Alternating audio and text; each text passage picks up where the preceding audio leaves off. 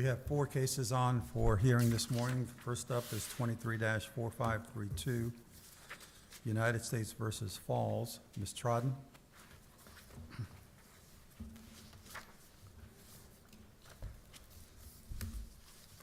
Good morning, Your Honors, and may it please the Court. I'm Erin Trodden on behalf of Thomas Faulls.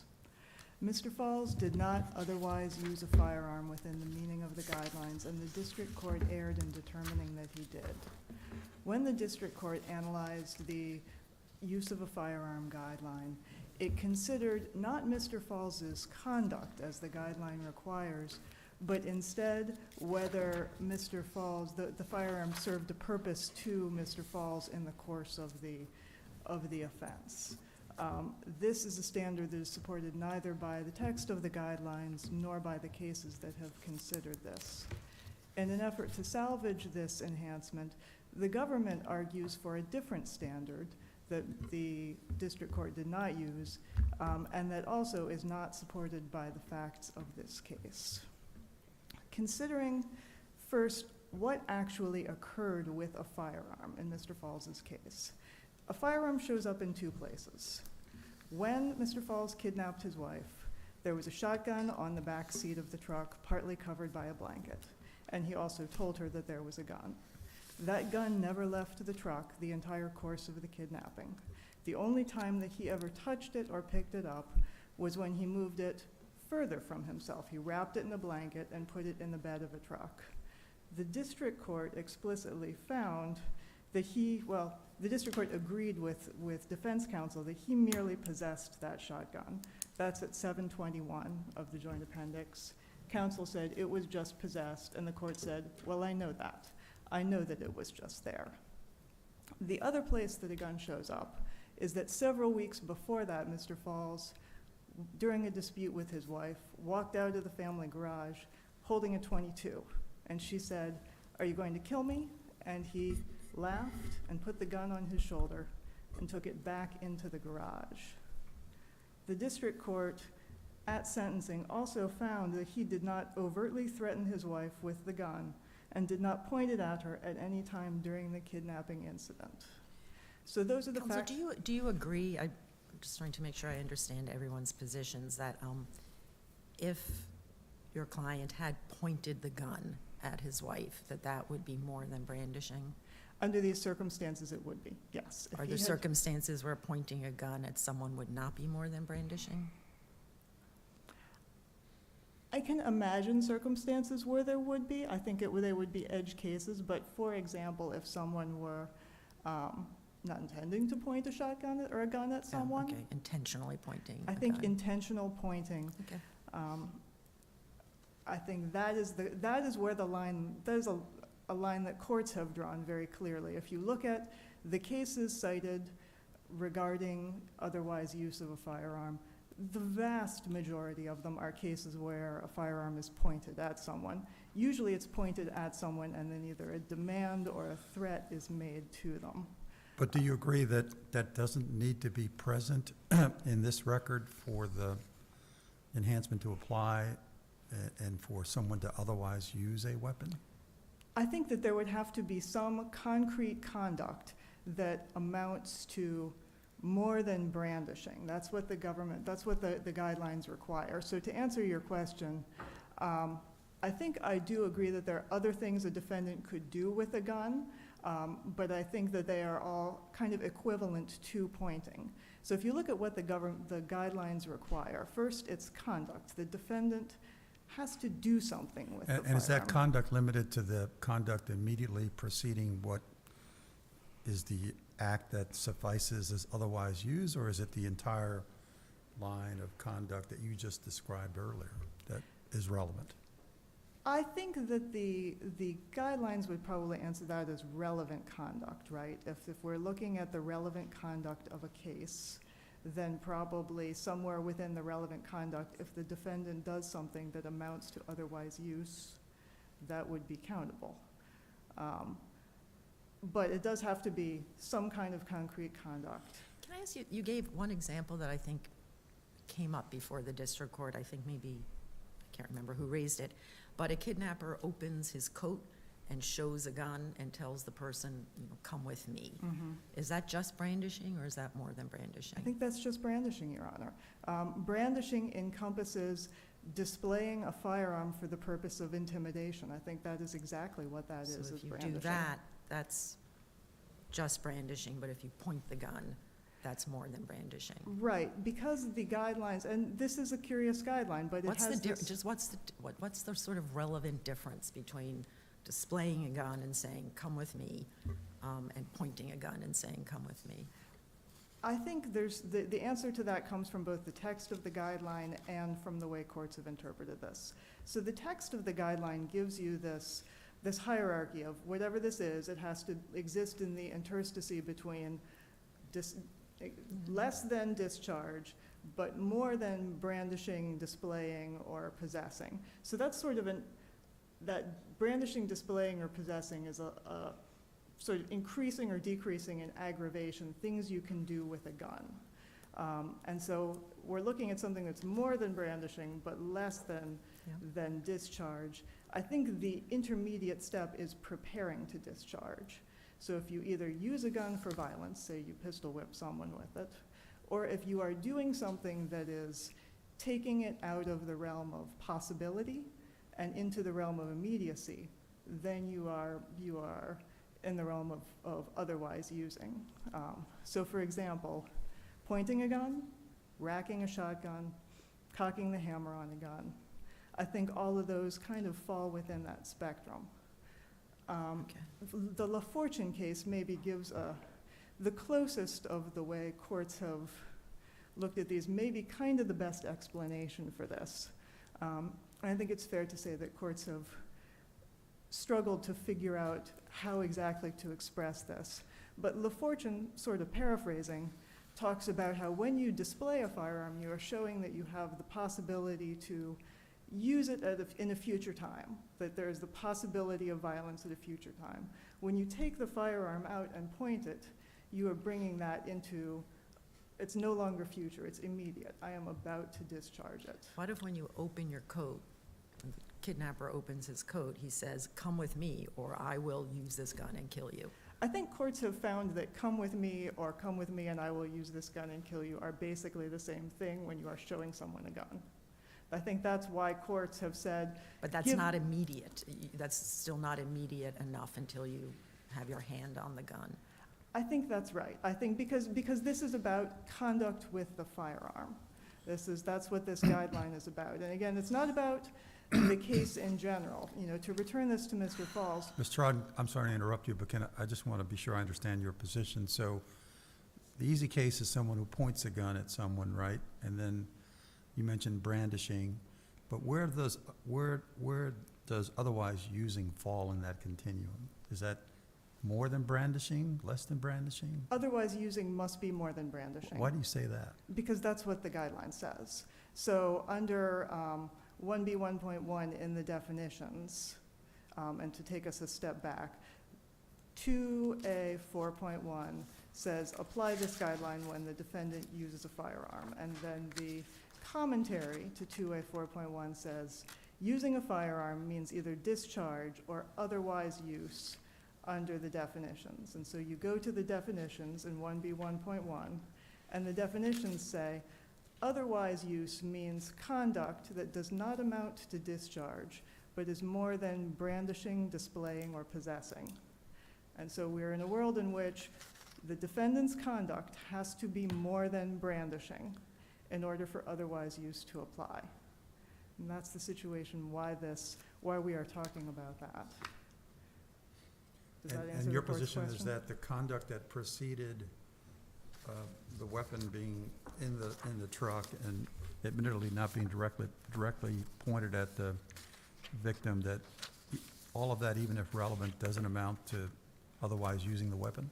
That's correct, Your Honor. I think that what Mr. Faulls' conduct with the .22 several weeks before was brandishing. He displayed the firearm to her in order to intimidate her. It's textbook brandishing. It's not more than brandishing. And so under What's the relevance of their prior relationship? It seems to me that he would know, because of their relationship and because of what had happened in the past, that his statement to her that there was a gun in the vehicle, and knowing her, it's an enclosed vehicle, they're traveling through space, she testified, she felt that she couldn't run away because the gun was there. By the plain language of the guideline, it's very hard for me to wrap my head around if a dangerous weapon was used, doesn't contemplate this exact circumstance. Your Honor, I think that's why you have to follow the chain of the guidelines to what dangerous weapon was used means within the context of this guideline. And so that's what takes us again to the more than brandishing but less than discharge. And again, this is a narrowly focused guideline. So we are looking at what did the defendant do with the firearm, and was that thing that he did with the firearm more than simply brandishing it.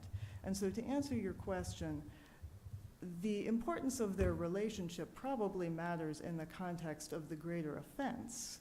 But as to this particular guideline, as to what did Mr. Faulls do with the firearm that amounted to more than brandishing, it doesn't, because what we are focused on is not the impact on Lori or the purpose of the firearm and the greater offense, but what was the conduct with the firearm that amounted to more than brandishing. Except that it could be you've already said that if it was an explicit threat, then that would be more than brandishing. If he pointed the weapon at her. Or said, I'm going to shoot you. If I said I think if he said, I'm going to shoot you, and he pointed the weapon at her, that would certainly be more than brandishing. I don't know that simply saying, I'm going to shoot you, amounts to more than brandishing because he's not doing anything with the gun. If he calls her on the phone and says, I'm going to shoot you, he's not using the firearm. He's making an interstate But if he says it's in the threat. back seat of the car, and if you run away, I'm going to shoot you, would that be more than brandishing? No. I think that is the same thing, because it is not that intermediate step before discharge. And it may be helpful to think about the facts of this too, in terms of the gun being in the back seat with a shotgun is very different from the situation under, for example, the Blankenship case that the government cited. I might add that I think if the court is going to look to the Fifth Circuit standard, it should look to the Fifth Circuit's published decision in Dunnigan, which requires either pointing or targeting the firearm. Blankenship's an unpublished case that if it's applying that standard, it's at the very edge of that standard. But even in that case where the defendant is holding the gun on his lap and preventing the person from leaving the vehicle, it's a handgun. It's right there. He's got it in his hand. It's certainly more conduct with the gun than having a shotgun in the back seat while Mr. Faulls is driving. He can't very well reach around while driving, grab the shotgun. It's not totally clear to me that he could use the shotgun against the front seat passenger while driving. I think factually it's a different situation. Do you But there, think- go sorry, ahead, I'm sorry. no, there are times during the kidnapping where he's not driving, where they stop, they go into a Walmart, And the gun remains in the truck the whole time, Your Honor. but he could have grabbed it at that point because he wasn't driving. Right, but he didn't. The gun was in the truck. And so again, we're not talking about hypotheticals. What did the defendant do with the gun? If he had grabbed it, if he had pointed it at her, I think we would be in a different situation. But simply possessing the gun is not sufficient. If you think about brandishing, for example, the definition of brandishing requires that the firearm be actually present. That's part of the guidelines definition of brandishing. So Do you if think that the Seventh Circuit's decision in Kruger was correctly decided, or do you think it's distinguishable on its facts from this case? I think it's distinguishable on its facts, And Your Honor. what I are the think, facts that distinguish it? that he pointed the gun in Kruger. So when the farmer, in Kruger, Well, if he pointed the gun, then why did the court say that he otherwise used it? because otherwise use encompasses pointing. Pointing is otherwise use. Pointing exists in that intermediate space between brandishing and discharge. And so courts that have considered this generally find that when a defendant points the gun, that is otherwise use of the firearm. That is that intermediate step prior to discharge. In Kruger, he pointed the gun at the farmer's wife just as the farmer was arriving. And then he also pointed the gun at himself, which I think was a concern. You think for that them. was dispositive? I think it was a factor that the court considered. It didn't mention Certainly. it, though. It didn't say explicitly, as I recall, that the gun was pointed. They did say explicitly the gun was pointed. You think it I- did? Okay. It's certainly in the facts of that as, and I believe I cited them in the briefing, but in the reply brief, but that as the farmer was driving up, the defendant was pointing the gun at his wife. In addition, though, it's a little bit like Blankenship in that he also has a handgun on his lap while he's driving. And having a handgun that you're holding while you're preventing someone from leaving the vehicle does seem significantly different to me than having a shotgun that's big and is in the back seat and you probably can't use while you're driving. All right, thank you, Ms. Trodden. Thank you, Your Honor.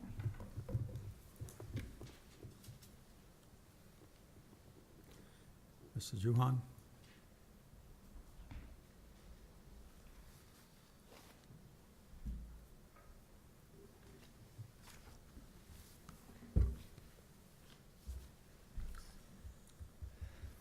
May it please the court, Keiko Juhan for the United States. If I may first address the hypothetical, Judge Berner, that you asked, and also Judge Harris, I think you got to a hypothetical that I'd like to talk, because I think this illustrates these hypotheticals, the principle here that is in play. And my friend on the other side talked today about, at first said that purpose doesn't matter, but later I think the definition of brandish does include purpose. It's to intimidate.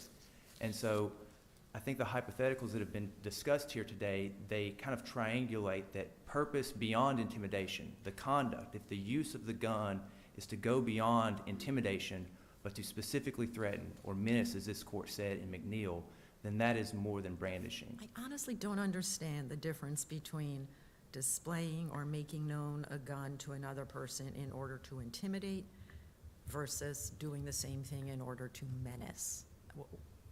How is that not basically the same thing? What makes it intimidating is the menace intrinsic in having a gun displayed. I think the way to answer that, Your Honor, is that menacing and specific threats would be intimidation, but intimidation is not menacing, and here's why. But again, it's not just any kind of intimidation. It's intimidating by displaying a gun to someone. I open my coat so you can see the gun. That you do not think that is, I'm not menacing that person, I'm just intimidating them, and those are two different things? We think that is correct, and so in your hypo of just generally displaying the gun or generally making it known. To intimidate, yes. Yes, To coerce the person, get in my car. To make it known is to have a generalized sense of fear. Oh, this person has a gun, I should be afraid. Right. It's But very that is menacing. different than a specific threat of harm to that person, which can be either expressed, which was your additional hypo of, I have the gun, and if you don't comply, I will use it against you. Or, as my friend on the other side has conceded in footnote 3 of her reply, that threat could be implied. And that's what we have here, is that the res gestae, his statements to her, his death threats the night before at JA 2728, the come with me, do it the easy way or the hard way, the day of, the full context of this encounter, his conduct, the things he did, the things he said, the making known of the gun to her, yes, it is brandish, but it's brandish plus. It's making known the gun, not just to intimidate, but to threaten this person who he has made death threats to before. I just, for the record, just in sort of normal, speaking English, if someone opens their coat, gestures at a gun to me and says, come with me, I'm feeling menaced. Like, that's why it is an effective form of intimidation. So I'm really having trouble distinguishing menacing from intimidating when you are doing it by way of displaying a gun. Can you imagine, tell me the kind of kidnapping where someone displays a gun to intimidate the victim, where you would not think, and it's one victim, one perpetrator with a gun, displaying the gun in order to intimidate, to coerce, but that was not menacing and there was no threat. I can think of an example, Your Honor, and I take this set of facts, but say it's a totally random kidnapping. And so there's no backstory, there's no idea here that his purpose in his conduct is to specifically threaten her. Except for the part where he displays the gun. Correct. And so our position is that if he had just randomly gotten someone off the street and that person had gotten in the car and he says, you know, I have a gun, that is brandish, that is making known to intimidate. But if then he says, and if you don't comply, I'm going to shoot you, that's the express threat that brings it into a specific threat. Okay. And here, we think that that functionally is what's happened because we have just an implied threat based upon the res gestae, based upon I have the zip ties, do this the easy way or the hard way, and their history. And so his conduct here is to specifically threaten her. I think that's, you know, I would say that I'm not sure my friend on the other side has really pointed to a case that says that the Third and the Fifth Circuits and the Seventh Circuit's formulation, as well as McNeil in this court, that menacing, specifically threaten a personalized risk of harm. There's not a case saying that those cases are wrong that I found. Maybe I missed it, but and so we think that that's a proper understanding of this guideline. And I think Kruger recognizes, of course, that the guideline is somewhat confusing and cases have struggled with it. I would say in response to Judge Diaz, your question you asked about Kruger. So it is certainly true that in the recitation of the facts of Kruger, that the defendant pointed the gun at the non-victim. But as you, I think, were alluding to, in its analysis, what Kruger talked about wasn't the fact that, oh, this is otherwise using because he pointed it at the non-victim. It was because of this defendant's conduct evaluated in context. Of course, it was directed not just to generally intimidate, but to create a specific threat of harm, basically a comply or else I'll use the gun against you. And Kruger says that's enough. That's the specific threat test. I would say, of course. In this case, before the defendant moved the gun to the back of the truck, it was sitting where?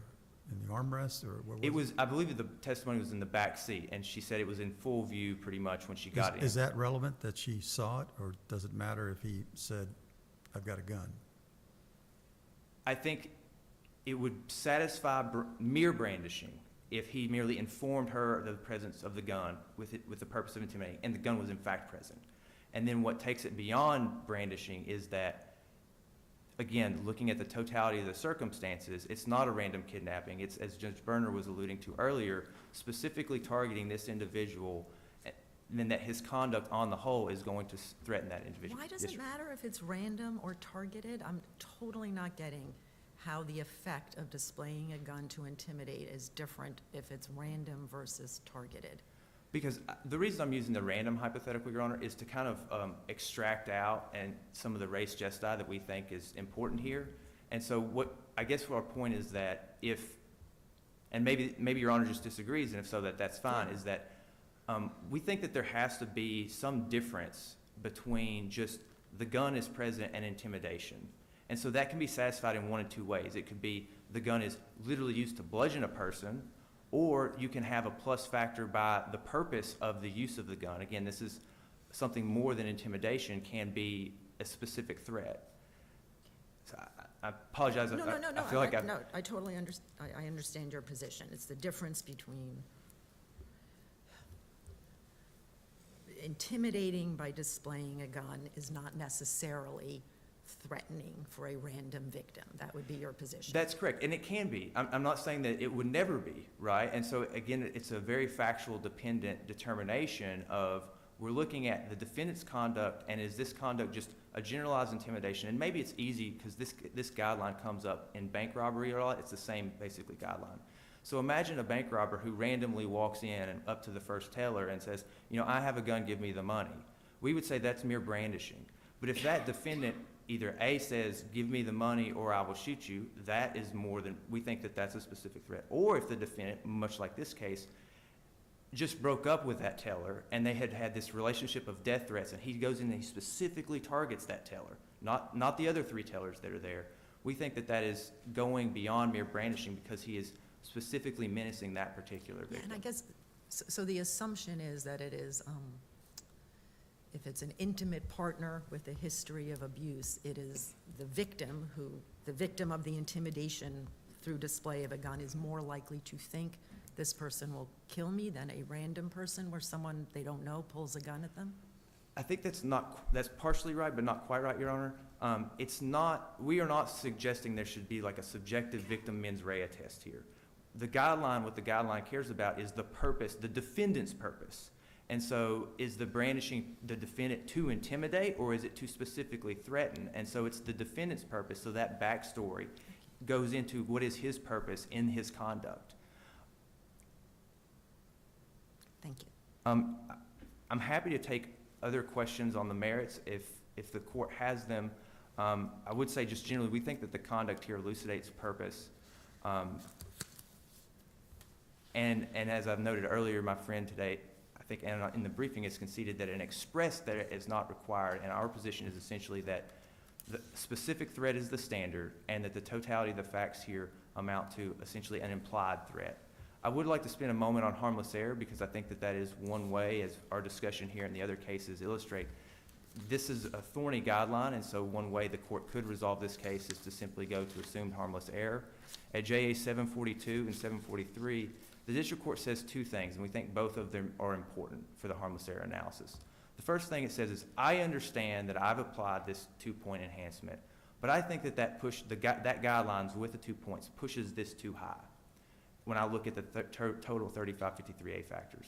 So that's data point one. And then on the next page is data point two, where the district court says, look, looking at this holistically under the 3553A factors, I still believe that 295 is the appropriate sentence. But doesn't the district court always have to find that the sentence it is imposing is appropriate under the 3553A factors? If that's enough to make, then every time the district court does a proper sentencing, any guidelines would be harmless. Yeah, totally agree with that, Your Honor, and I didn't mean to suggest that that would be enough. I guess that point is to illustrate that why the district court, the inquiry here is, what do we think the district court's going to do again if the guidelines were 2 points different? That is, I do not believe that is the inquiry. We don't just try to guess, like, I don't know, will it make a difference if we send it back? Fair enough, Your Honor. I think the first prong, of course, is did the district court make clear either expressly or from the record, and sorry, I was using shorthand there, what its sentence would have been absent the 2 points.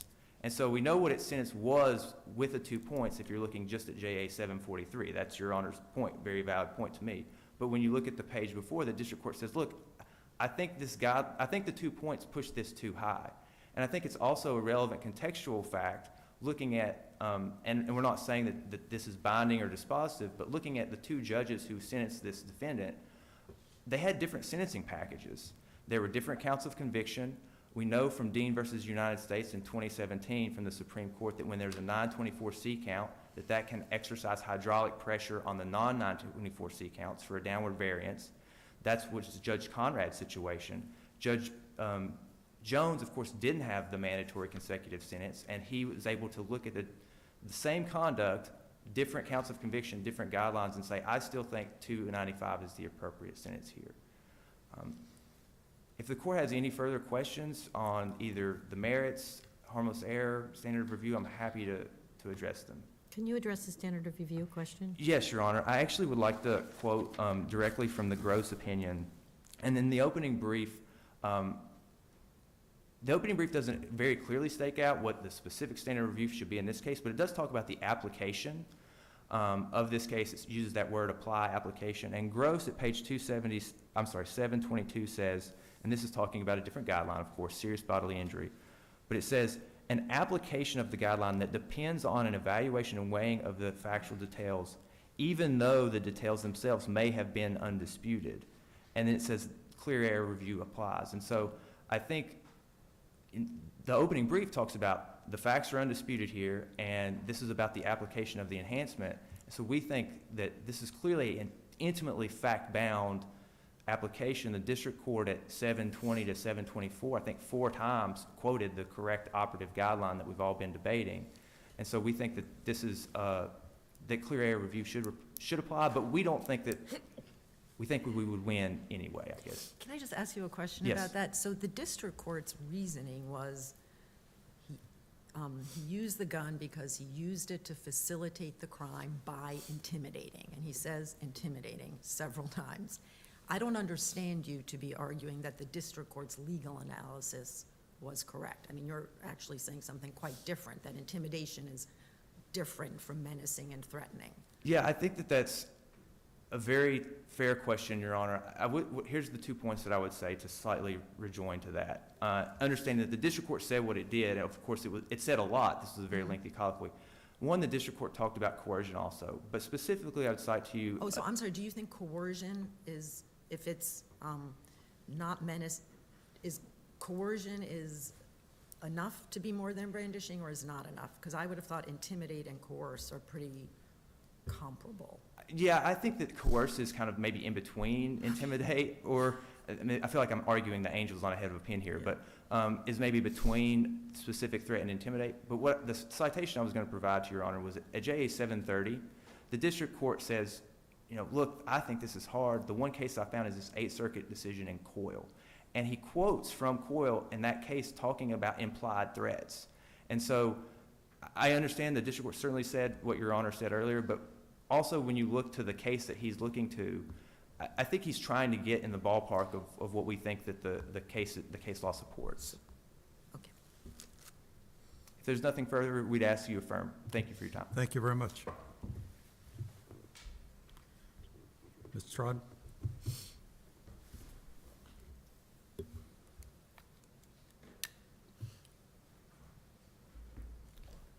Thank you, Your Honor. A few points.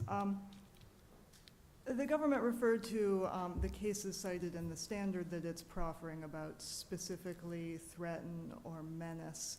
And I think it's worth looking at the facts of every one of those cases. So the government refers to this court's decision in McNeil about when use of a firearm goes beyond brandishing and becomes actually menacing. That was a case where the defendant pointed the gun at someone while telling them what to do. In Orr, which is the 3rd Circuit case, the court talked about whether conduct becomes sufficiently threatening that the weapon was otherwise used.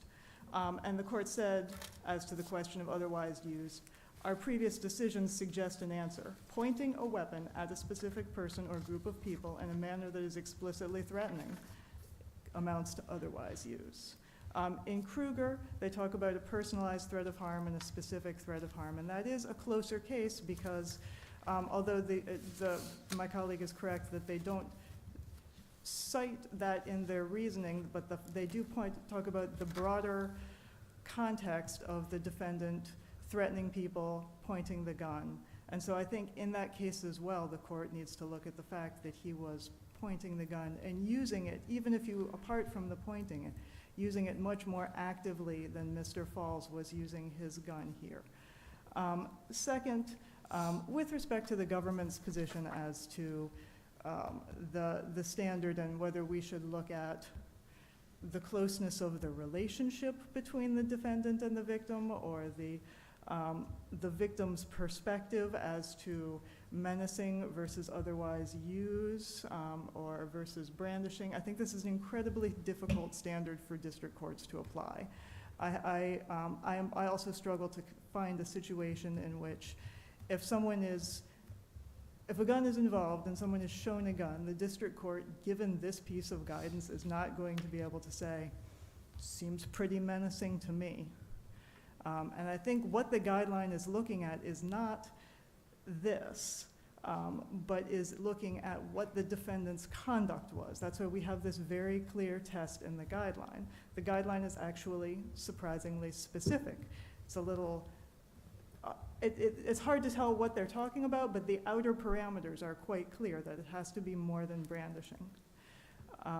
And that brandishing is a defined term. So your friend on the other side says that we can avoid all of this by focusing on harmless error, and notwithstanding the fact that the district court didn't say explicitly that the sentence would have been the same, even absent the enhancement, that the context of the extended discussion suggests the same. What do you think about that? This is not a harmless error, Your Honor. Harmless error is a high hill for the government to climb with respect to guidelines errors. Obviously, courts have a duty to calculate the guidelines. As the Supreme Court recognized in Pew, the guidelines are the starting point of any sentence calculation. And in Martinez-Molina, the Supreme Court recognized that even under a plain error standard, generally speaking, showing that there has been a guidelines error is going to be sufficient in most cases. Now, the government, and that's where the burden is on the defendant to show the error. Now, the government points to the Hargrove case, but what the district court said in Hargrove was much, much clearer than what the district court said here. Hargrove was a dogfighting case, and the district court in Hargrove, I think, referred to the dogfighting guidelines as irrational and inexcusable, and said something like, I don't see how any congressperson, I don't see how any human being could apply these guidelines. The district court said nothing of the kind here. They did talk about a... Why do you think that the district court would have had to use that same exact language? Didn't? I don't think they would need to use that same Okay. exact Well, language. What a recitation that the guideline, that the enhancement is just too high is, why isn't that a rough equivalent to what you just described? Because I think that that is recognizing that the court wants to vary downward. A downward variance is still a downward variance from something. It's a downward variance from the guidelines. So the district court recognized, they said, I think leniency is appropriate here given Mr. Faulls' mental health history. And so it recognized that it was still going to vary downward from the guidelines. So you're still starting with the guidelines. The district court never made any statement that suggested, that even hinted that it would apply the same sentence regardless of this enhancement or regardless of the guidelines. It referred to the sentencing package doctrine, but it said the sentencing package allows it to consider the factors that it's required to consider. Among those factors is, of course, the guidelines. So the government hasn't met its burden of showing harmless error here, and I see my time is up. Thank you, Ms. Troughton. Thank you. I want to thank both counsel for their excellent arguments this morning. We'll come down and greet you and move on to our second case.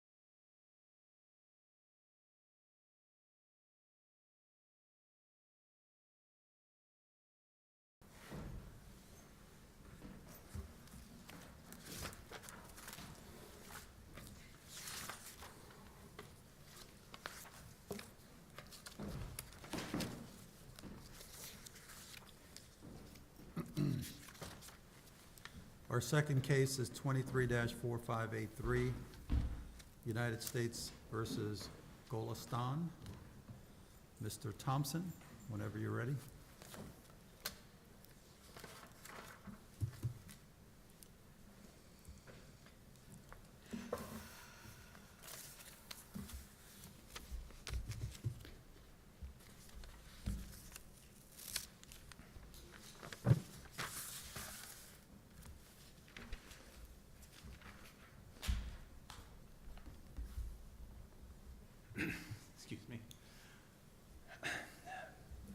May it please the court. My name is Jeremy Thompson, and I represent Amir Golestan. Mr. Golestan contends the district court erred in denying his motion to withdraw his guilty plea on two bases.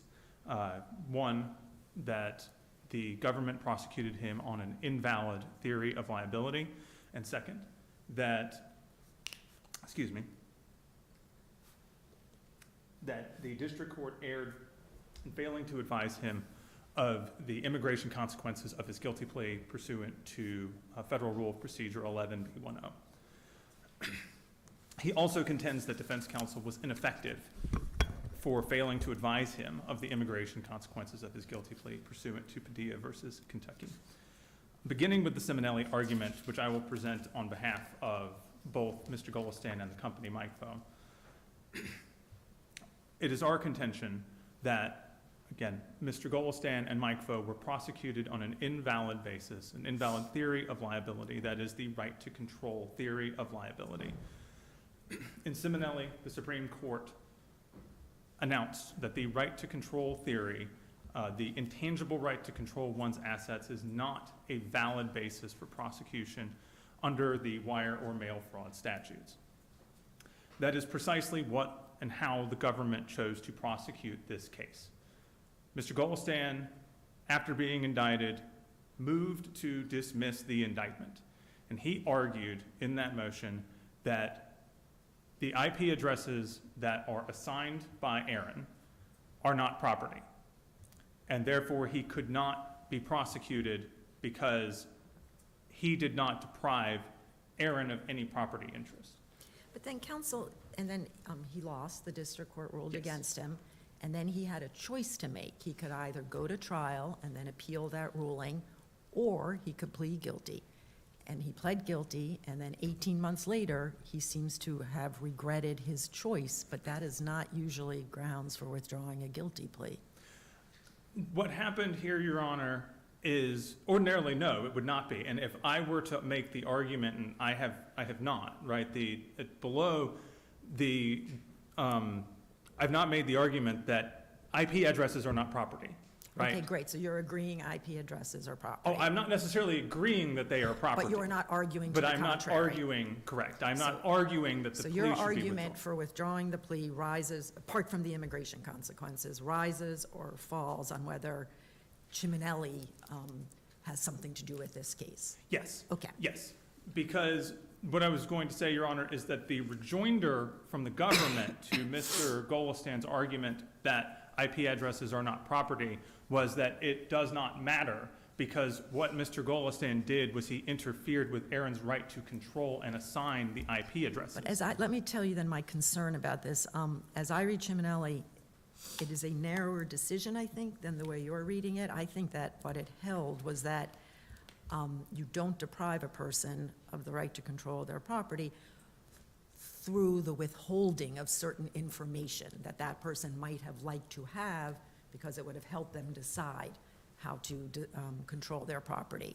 I think I read it as saying your theory can't be that you have deprived someone of control of their property by withholding information. And that's not what your client was charged with, I don't think. I believe he is. The information that the government alleges that his actions, I guess, withheld from Aaron were the ability to assign IP addresses to people more worthy than Mr. Golestan. Right, by and what you think this indictment charged your client with withholding information, and what information did it charge him with? I don't believe the indictment did. So this is what happened in Simonelli. In Simonelli, the indictment charged traditional property fraud, traditional property interest. And then the government decided to prosecute the case on the right to control theory, because the government decided that would be easier to do. That is exactly what happened here.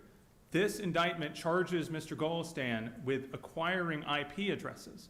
When Mr. Golestan argued IP addresses are not property, the government said it doesn't matter, because what he did was he deprived Aaron of the right to control where the IP addresses are sent. By withholding information?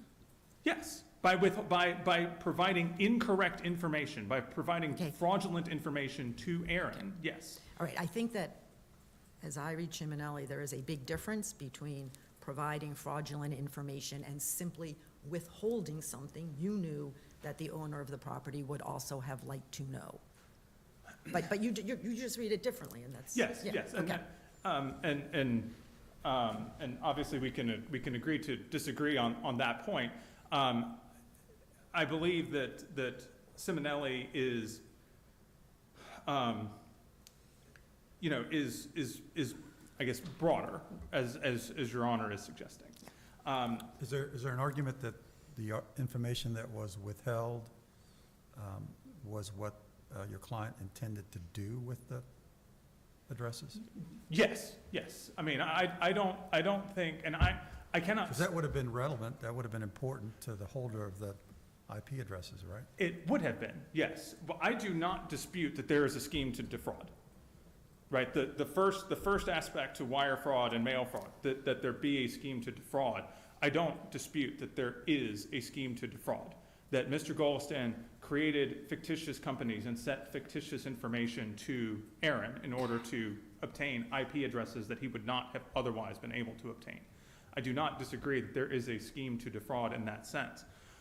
It's in terms of what the property was that he defrauded Aaron of its control over. That is the different question. But could you address, I mean, Judge Harris has also asked you that, I think, this issue of timeliness and why, after agreeing to plead guilty and then plead not guilty and then agreeing to plead guilty, it took, what, 18 months before the motion to withdraw occurred? And I get the point that you think there was a change in the law. You think that's the reason why, that's a sufficient reason why the motion took so long to come before the court? Yes, because I believe if the sequence of events is he moves to dismiss the indictment, saying it's not property. Government says it's property because you deprived Aaron of its right to control. District court says, I agree with the government, motion dismissed, motion denied, right? So at that point in time, the law, as Mr. Golestan knows it, is this is property, right? And he pleads guilty on that basis, that this was property, that he was involved in defrauding Aaron of. The second. But that's not dispositive. I mean, the whole point, the reason why he pled not guilty initially is because he had a different view of the law. Why not take that before the jury? At the end of the transcript, Your Honor, and at the beginning of the guilty plea, defense counsel notes that I believe the reason that they went to trial was not to assert the legal basis that it was not property. Mr. Golestan was going to present an argument that the companies were legitimate, and that there's a bench conference where defense counsel speaks to the court saying, we investigated this and we found out that's not correct, and we're looking at doing a plea agreement. So that was going to be his defense at trial. It was not going to be that. Now, of course, had he proceeded through the trial, right, I could have argued before this court that the motion to dismiss the indictment was improperly denied, right? And I would have Simonelli at that point. But the legal basis for the plea that he had committed property fraud, wire fraud, had been established prior to the plea by the district court in its order denying his motion to dismiss. It was only after the law changed, and hadn't even changed by the time he filed his motion. Simonelli had only been argued, not decided. It's only after the law changed that he filed his motion to withdraw his plea. Simonelli changed the law or simply explicated in a way that may have been different from before? I believe it changed the law. Simonelli explicitly changed the law in the Second Circuit, but this court in Gray had held that, had talked about the right to control one's assets being a valid basis for wire fraud and mail fraud. And I would submit that you can read Gray in a way, right, where because the insurance companies would never have had to pay out the money had Miss Gray not killed the victims, right? And so you can read it in a way that says it's just traditional property fraud. She would have never, those companies would never have had to pay out the money. But Gray also talks about the right to control and the right of that company to pay its money to the appropriate person, not to Miss Gray. All right, and that is the right to control one's assets. And that basis has been overturned by Simonelli. And is an alternative holding. That was the holding in this court, and that was the law at the time that Mr. Golestan entered his guilty plea. I'd like to touch on very briefly, and I know I'll have to do more so in rebuttal regarding the two immigration consequences arguments. We submit the district court erred in finding that it was not obligated to, and also the defense counsel was not obligated to advise Mr. Golestan of the immigration consequences of his guilty plea, that being denaturalization and then potentially deportation following denaturalization. Rule 11 speaks in mandatory terms that the district court must give this advice. But it doesn't speak in terms of denaturalization, does it? It speaks in terms of citizenship. And the Sixth Circuit in Ataya has held that even though the text of the rule does not speak of denaturalization, right? Does not say of the denaturalization consequences of your guilty plea. The point is to advise someone of the immigration consequences of their guilty plea. And denaturalization and deportation are certainly immigration consequences of But guilty that plea. word would not have been used. I mean, there's a standard warning that the district courts give that says nothing about denaturalization. So how would that have put your client on notice that he faced the possibility of denaturalization? Because I believe, Your Honor, if the district court had given the instruction which discussed citizenship, Mr. Golestan is a very intelligent individual. And I believe he would have realized at that time that if citizenship was at issue, that he would have, and I It apologize. doesn't say that. It says a defendant who is not a United, it doesn't say citizenship is at issue. It says a defendant who is not a United States citizen may be removed or denied citizenship, et cetera.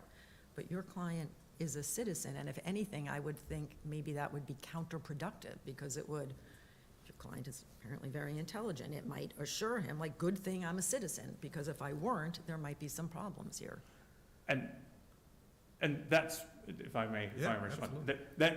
that was his response. It's a good thing he was asked No, if he was a citizen, he would think, okay, good, I'm a citizen, I don't have anything to worry about, and that would be wrong. Okay, so I think we're agreeing that if he gets the warning, a defendant who is not a United States citizen may be removed from the United States, that is not going to put him on notice that he But- is at risk. But I believe that the denial of citizenship and the fact that there are immigration consequences to the plea would put him on notice that there'd be something to be concerned about. All right, thank you, sir. Thank you.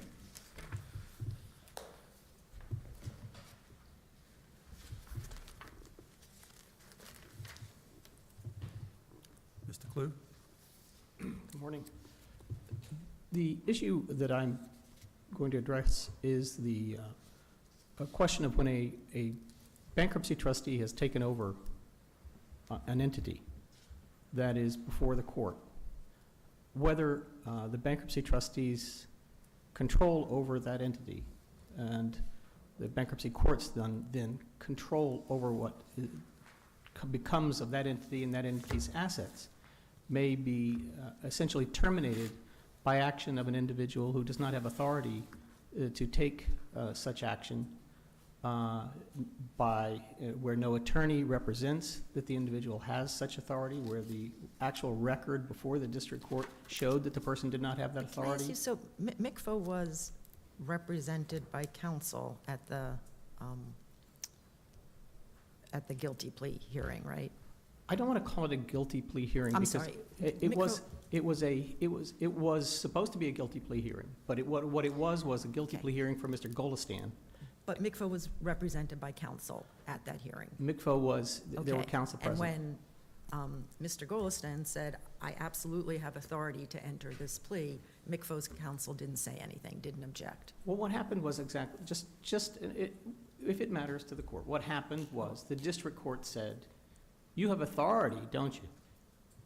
That's what happened. Okay, Mr. and Golestan, it was a statement. I'm actually It was- literally just asking a question. Did MCFO's counsel object when that colloquy took place? MCFO's counsel did not say a word in the Okay. entirety of the MCFO proceeding. They didn't even announce that MCFO was going to plead guilty, as far as I read the record.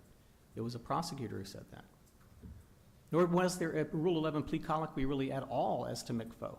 There was a Rule 11 plea colloquy as to Mr. Golestan, and then the district court said, you have authority to plead for MCFO, don't you? He says, yes. Of course, he's not any kind of a legal authority. There was no suggestion that MCFO was satisfied with his counsel. None of the questions you'd ask in a Rule 11 plea colloquy were asked at all. This was simply completely defective. And in fact, unlike other cases where it's simply not enough of a record to know whether he was had authority to plead, we had the trial record. that showed he absolutely could not possibly have been in. The whole reason the bankruptcy trustee was put in place was to take the authority away from him. So you have one court relying on someone who's clearly not authorized to, in a colloquy that satisfied zero components of Rule 11, with no participation whatsoever by counsel. By no means does anyone, at that point you have a pro bono attorney who becomes a public defender, and essentially zero representation for McFo after that point. And so, no, this is not the case where you can say, oh, everything's just fine, it's just a technical violation. This is just a complete breakdown. May I ask you just sort of a factual question? How did McFo come to have, I understand McFo and Mr. Golestan had the same lawyer before the district court. How did McFo come to have separate counsel on appeal? How did Who retained separate counsel for McFo on well, appeal? retained is an interesting word, Okay. because that implies money's been changed hands.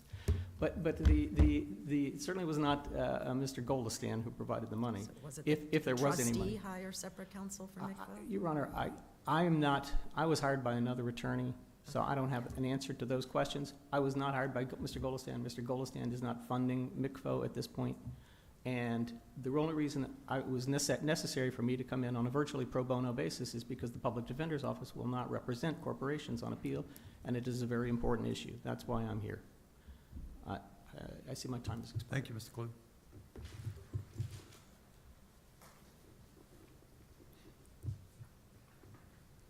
Ms. Hoffman. Your Honors. Good morning. Shorter than everybody else, sorry. Andrea Hoffman on behalf of the United States, Your Honors. I'd like to start with the Simonelli issue as well. As Judge Harris was acknowledging or noting to counsel, Simonelli is a much narrower holding than defense counsel would like us to adopt in this court. The standard is actually that there's no property interest in mere information unless it is tied to a traditional property interest. So it's not saying that there's no interest in information, and it's not saying that that right to control has now ceased to be a valid issue ever in any kind of property case. The Fourth Circuit's case law is well established, as far back as Mancuso, through Adler, Gray, Gillian, and as recently as in October of 2023, that a property interest is anything that can be assigned, traded, bought, or otherwise disposed of. That does not do away with any use of the words right to control or the protection of right to exclusive use of issues. It's only in the narrow factual circumstance, as Judge Harris was noting, where it's mere information that's being considered as the property interest. Simonelli's been addressed or cited 32 times since it came down. Not one case has broadened this interpretation beyond the narrow mere information not tied to property interest analysis, or it was cited for a completely different purpose. So defense counsel or Mr. Golestan is asking you to take a Supreme Court holding and overturn decades of Fourth Circuit case law in a manner that has not been done by the Supreme Court. And I would urge you not to do that. Once you see that Simonelli does not make the term control an anathema, for lack of a better phrase, the theory under which the government prosecuted this case was plainly well within the traditional property rights. So, and what was the theory? Aaron is a private corporation that has sole control over the assignment of internet IP addresses in a particular region. The world is broken up into 5 different regions. Aaron controls one of the 5. And what it is assigning is a property interest that is, quite frankly, tantamount to telephone numbers. You know, when you purchase a telephone, you get a telephone number with it. Well, that telephone number is just numerics, but it creates an access to a broader system of communication across the world. An IP address, I know computer people would tell me I'm simplifying too much, but an IP address is functionally the same thing. It's a numerical coding that gives you access to something that's much broader. We would not dispute that the telephone company's control over that, whatever its categories of numbers, aren't property. Aaron's control over these IP addresses. Its ability to assign them, administer them, monitor them, regulate them is a property interest within Aaron's control.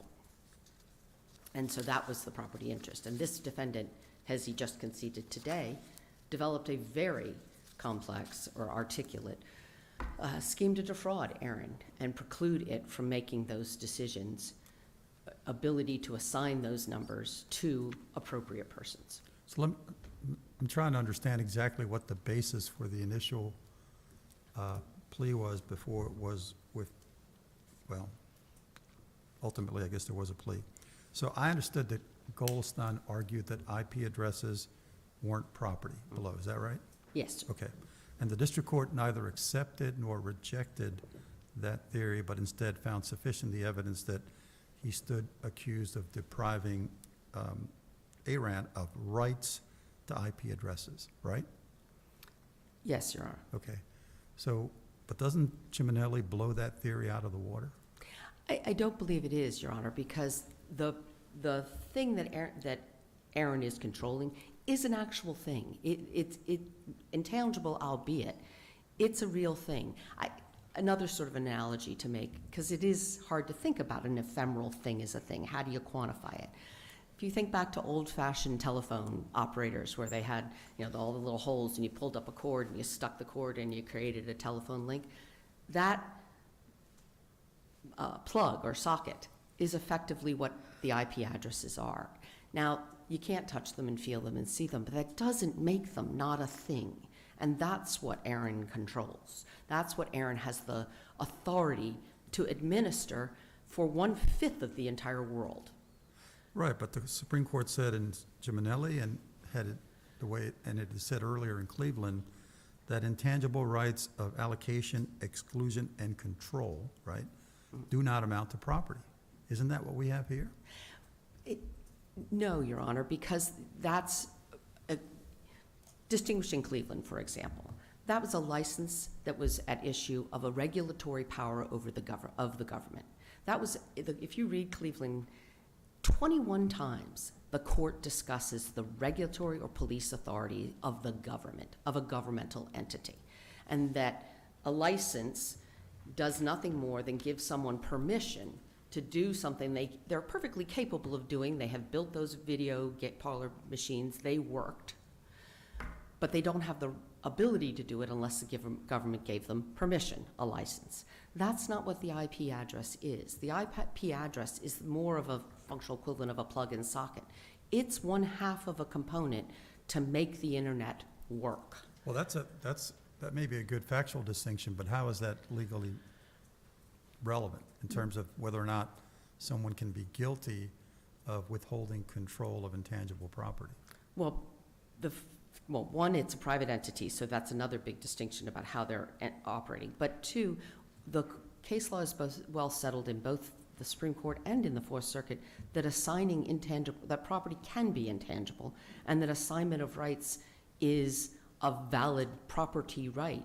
In Bowen, in October of 2023, the court specifically, this court in a published opinion at 84 Fed 4th, I'm forgetting the second site, excuse me for a second, specifically cited 166, Your Honor, sorry, 84 Fed 4th 166.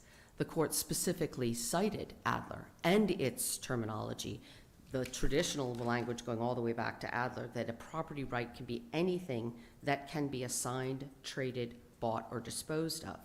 And if you go all the way back to 1947, the Supreme Court in Crane said that property is a physical thing subject to ownership, and it is the aggregate of the owner's rights to control or dispose of that thing.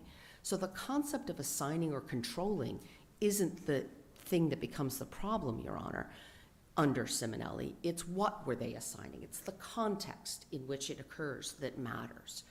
If I could give you another analogy, because this is sort of ephemeral, so I've been thinking about it a lot in analogies, I apologize. You're at a party. You work for an employer, a scientific employer, and you hear something that you think, oh, my boss would like to know that. Well, that's not a property right of the employer, simply because you heard it there. You go back to your work on Monday, you tell your employer, you start incorporating it into the analysis. Now it might be, or should be, because now it's confidential business information because of how you've incorporated it into your company. But if you're the scientist standing at a party, you're bored and you're in the corner, and you have a breakthrough on something you've been working on for your employer while you're there, that is a property right then, because it's the confidential business information of its company. So confidential business information is something that one controls. They can maybe sell it, they can certainly assign it, but it's an ephemeral, intangible thing. Simonelli did not say that that kind of traditional property right no longer exists. And to accept the interpretation of Mr. Golestan would be to do that. You would be saying that any kind of intangible entity ceases to be able to be controlled because it is so ephemeral. It's a matter of control. It's not like a piece of property where you can see it, touch it, feel it. You can only do this in the intangible realm. So I would argue that Judge Harris's description of the interpretation of Simonelli is a much narrower one, and that right to control survives past it so long as it relates to a traditional property interest, or tied is the words that are used in Simonelli, tied to a traditional property interest. And it was in this case, because the IP address is an actual thing. Ephemeral notwithstanding, it is every IP address is a unique factor, it's a unique identifier, it's a specific entry point to the internet. It's not, a thought that could be traded in a myriad of ways for a myriad of people. It's a single item to a single receiver. And the fact that they're not sold by Aaron, but that they're assigned, doesn't make them any less a property interest than the phone numbers would be for a telephone company. If there are no other questions about Simonelli and the right to control theory, I'll move on to the immigration issues. The defendant is asking this court to view this as that you have two choices, that you have to say that there is denaturalization and deportation are exactly the same thing, or you're going to create potentially, for example, a circuit split. There's really a third option here as well. The test for reversing a plea in this context at this late juncture is 11H. Harmless error unless there is, harmless error if there is a variance from the rules unless the defendant can show that it affected his substantial rights. And the test for that is whether the decision was rational at the time, considering the consequences would likely have worsened for the defendant. And you have to ask yourself as to the substantial rights, what did the defendant know at the time of his plea? What could he have known if he had been receiving all of the information he should receive? And how might that affect his decision, or how would that affect his decision? This defendant has not demonstrated that it affected his substantial rights. This was a bench trial. May I just ask you, what is the government's position on whether it was an error not to give this warning or advisement? The particular piece of the instruction definitely says that it's directed toward non-citizens. Textually, there, in the beginning of the Rule 11, it just speaks to defendants generally. What I would say is that the government acknowledges nothing was said that relates to this. But we don't know the government's position on whether it should have been said. That seems weird to me. There's no question that the advisory notes direct the courts to do this in every context, because then they don't have to have a mini trial for figuring out whether a particular defendant in front of you is a citizen or non-citizen. There's no question that I would argue that it is best practices to have done it, and it did not happen. There was not a Rule 11 B10 warning. It sounds like a long way of saying that it was an error. Pardon, Your Honor, I didn't hear you. I said that sounds like a long way of saying that it was an error.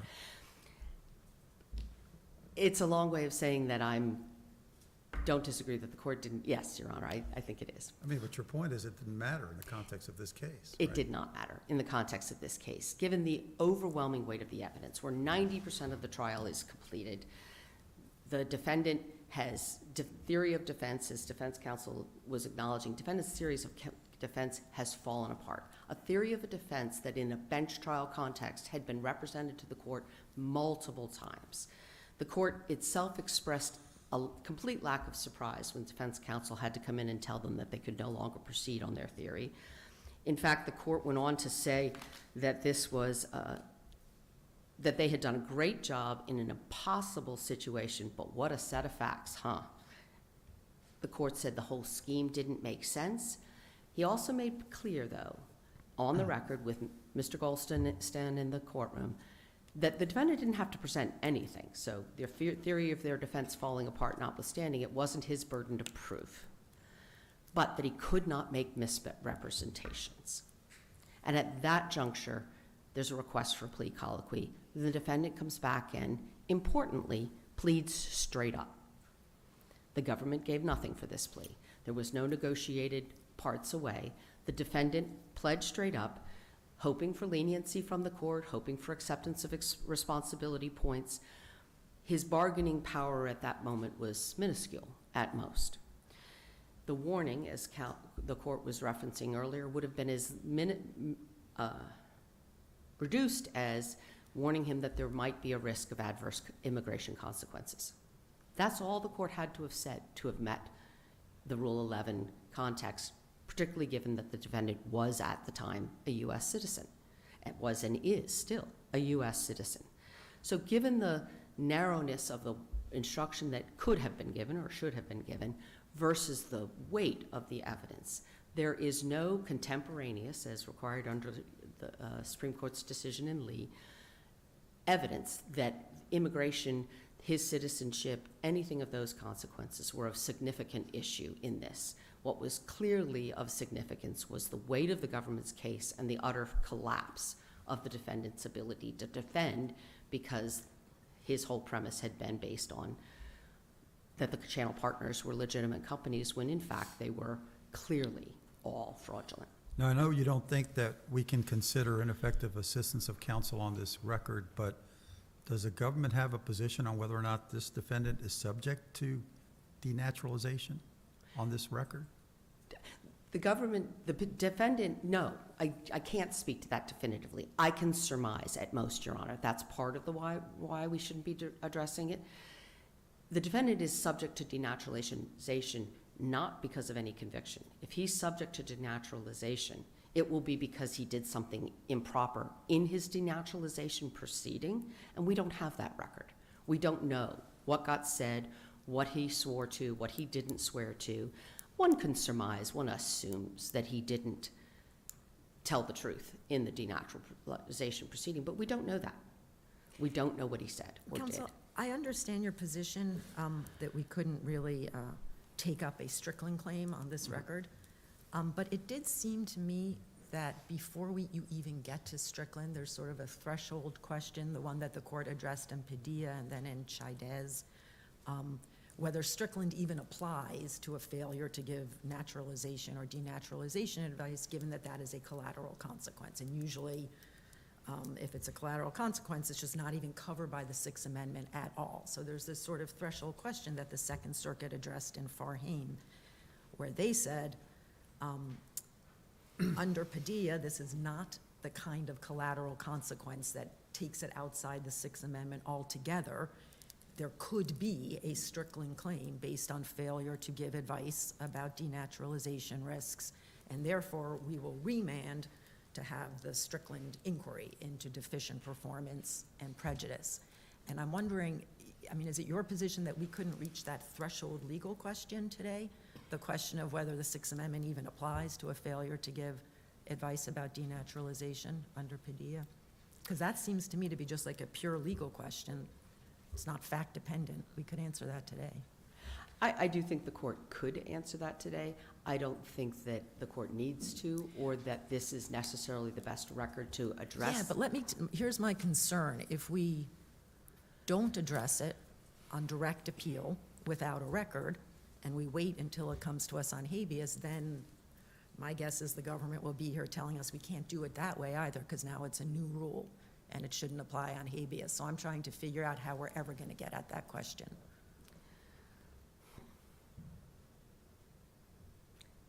Stumped me, Your Honor. I had not thought about that one beforehand, so if you give me a half second. Sure. Part of the issue for why that I would invite the court not to do this at this point is Padilla's been in effect for 14 years. Farhane is the only case. Yeah, but it's a big one, a very recent en banc case. I was sort of surprised that you didn't address it in your briefing or in a 28J after the en banc. It's directly on point. And so you're asked, I didn't mean to interrupt you, Your Honor. no, I apologize. no, I'm Go. sorry, I didn't mean to cut you off, please. I think that the dissent in Farhane got it right, Your Honor, to be honest. I think that this is not, denaturalization is so much farther removed. This is, the body of law that addresses denaturalization and deportation are not synonymous. I totally understand the argument. I was, perhaps we would take it up now and come out that way. I'm just trying to figure out what is the reason for us not to address that threshold legal question, one way or the other, with the majority or with the dissent in the Second Circuit now? Why should we wait on that? I don't know that I have a particularly great reason for that, Your Honor, other than that I think this is a particularly poor set of facts. In the context of, had the defendant been fighting this issue earlier, we would be here in a different context and you'd have a more fulsome record. The reason why it happens in the 22 to 55 context, and I agree, catches you in the new rule problem, is because you do have the fulsome record. More context. We don't have enough context here that there, with a greater and better developed context, this court might really solidly come down one way or the other for why this isn't the right decision to make, be it the government's perspective that denaturalization is plainly collateral. It's, different courts, different systems. It's a possibility. Then there's the possibility of deportation. It's sort of like calling a separation in a marriage equivalent of a divorce. Those aren't. And they aren't here either. And one of the good examples of that, Your Honor, is when the courts were dealing with Castillo, I believe it is, when the courts were dealing with the question of whether if you're denaturalized, whether that makes you an alien at the time of your conviction, whether it relates back, because in a denaturalization context, the day you're denaturalized, it relates back to the day you were naturalized. So we're just gonna make up a number. It jumps you back 5 years. But in that intervening 5 years, you were convicted of a felony, an aggravated felony. Well, the statute for that says at the time of conviction. Technically, you've been denaturalized, so you now no longer were a felon at the time. But the law has not come down that way. The law holds you to being still a citizen at the time of that conviction. So the differences between how denaturalization and deportation are dealt with in the Supreme Court's law specifically make them so distinct that going to the position that Mr. Golestan would ask you to hold is an extraordinary extension of Padilla and unnecessary in the context of we have Rule 11B10 on the record now. We're going to get to the right case at the right time to deal with these kinds of contexts. But in this context, where the overwhelming circumstance show you that this was harmless error, this would not be the context, is what I would argue. I see I'm well past my time, and I apologize. Thank you very much. Thank you, Ms. Hoffman. I would ask that you affirm. Mr. Thompson?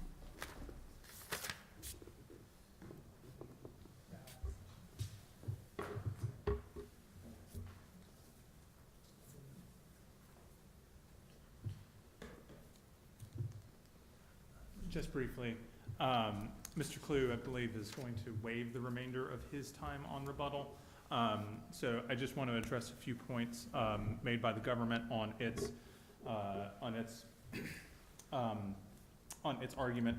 I think I was struck by the very last thing that my friend just said, which was that we have Rule 11B10 now, and we know that instruction exists, and so the appropriate case will come up. That would be this case if the instruction had been given. The instruction wasn't given, so it seems a bit. I'm not exactly sure the right word, but it seems difficult to me to envision a better scenario. If we need to wait until the judge actually gives the instruction that it's supposed to give for a defendant like this in order to get the right case. And obviously, we would ask this court to hold that the district court must give that instruction in all cases. But again, it should be this case, but for the district court's error. Regarding addressing Padilla now or later, we would certainly ask this court, if this court finds that there's not enough factual basis in the record, despite defense counsel's admissions that she did not advise Mr. Golestan of the denaturalization. I'm sorry, where are those admissions in the record? They are in the motion. Yeah, but that's just that's just a brief. Like, do we have a sworn affidavit about There what isn't- happened? No, Okay. there is not a sworn affidavit. And there very well could have been. And there was not a hearing either. The district court did not convene an evidentiary hearing to address these issues. But no, defense counsel asserted, but I assume defense counsel has a duty to be honest with the court, Yeah, but right? but usually we just don't consider something said in a brief as kind of record material. I understand. But yes, because addressing Padilla now is important because of the issues that were raised in Farhan about Teague and whether or not advising a defendant who is subject to denaturalization and deportation as a consequence of their guilty plea, whether or not that would be a new rule, you do run into the procedural default problem and the new rule problem of being able to do it in a 2255. The government argued that they questioned what was in Mr. Golestan's application. I submit that if he had said, I committed 19 counts of wire fraud in his N-400, he would not have been admitted as a citizen. And there were 19 of the 20 counts that predated his citizenship. So I think it is safe to assume those answers are not there. He did not admit to committing 19 counts of wire fraud. He would be collaterally stopped in a denaturalization proceeding from arguing that he had not committed those offenses because he pled guilty to them. And finally, I would address the government's argument about the intangible nature of a telephone number for a telephone company is one of the examples that they were giving to compare to this situation for IP addresses. And I agree, a telephone number is intangible, right? In kind of the same way that an IP address is ephemeral, right? You're assigned one, you connect to it, right? But that doesn't mean that that the telephone company's interest in assigning telephone numbers is a property interest. And that's what we're dealing with here. It's not whether the phone number itself is a property interest. It's whether the company that assigns the telephone number has an interest in assigning that correctly. And that is comparable to what Aaron is dealing with here, which is that it must assign the IP addresses correctly to the appropriate users. That is not a property interest. There is intangible property. Intangible property like confidential business interests. Cleveland identified another one, which is a patent holder who has not licensed the patent, right? There are things where exclusive use and control of the information matters, but that's not an issue for something like Aaron, which is just distributing property, right? That's no different than distributing money to the appropriate location, which was the issue at Simonelli. So with those arguments, Your Honor, if there are no further questions, we would ask this court to reverse the decision below and permit both Mr. Golestan and Mike Vogt to withdraw their guilty pleas. Thank you, Mr. Thompson. We appreciate the arguments of counsel in this case. We'll come down and greet you and take a brief recess. This honorable court will take a brief recess.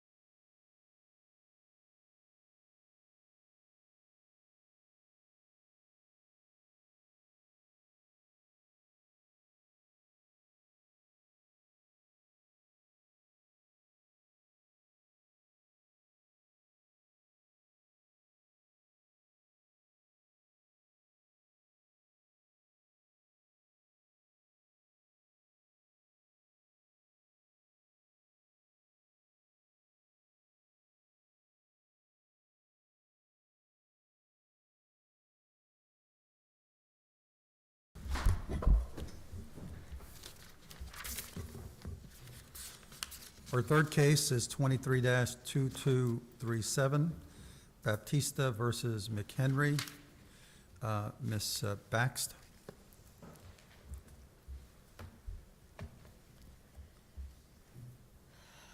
Good morning, Your Honors. Eleni Bax, pro bono counsel for petitioner Samir Baptista.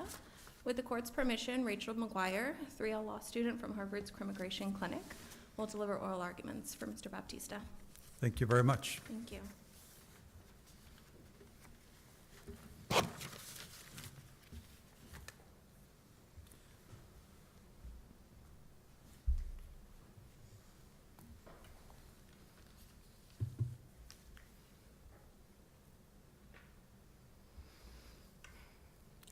Good morning, Your Honors, and may it please the court. Rachel McGuire, student attorney for the petitioner, Mr. Samir Baptista. The government has charged Mr. Baptista, a lawful permanent resident, as removable on the theory that his Massachusetts conviction for assault with intent to rob or steal unarmed is categorically an aggravated felony attempted theft offense.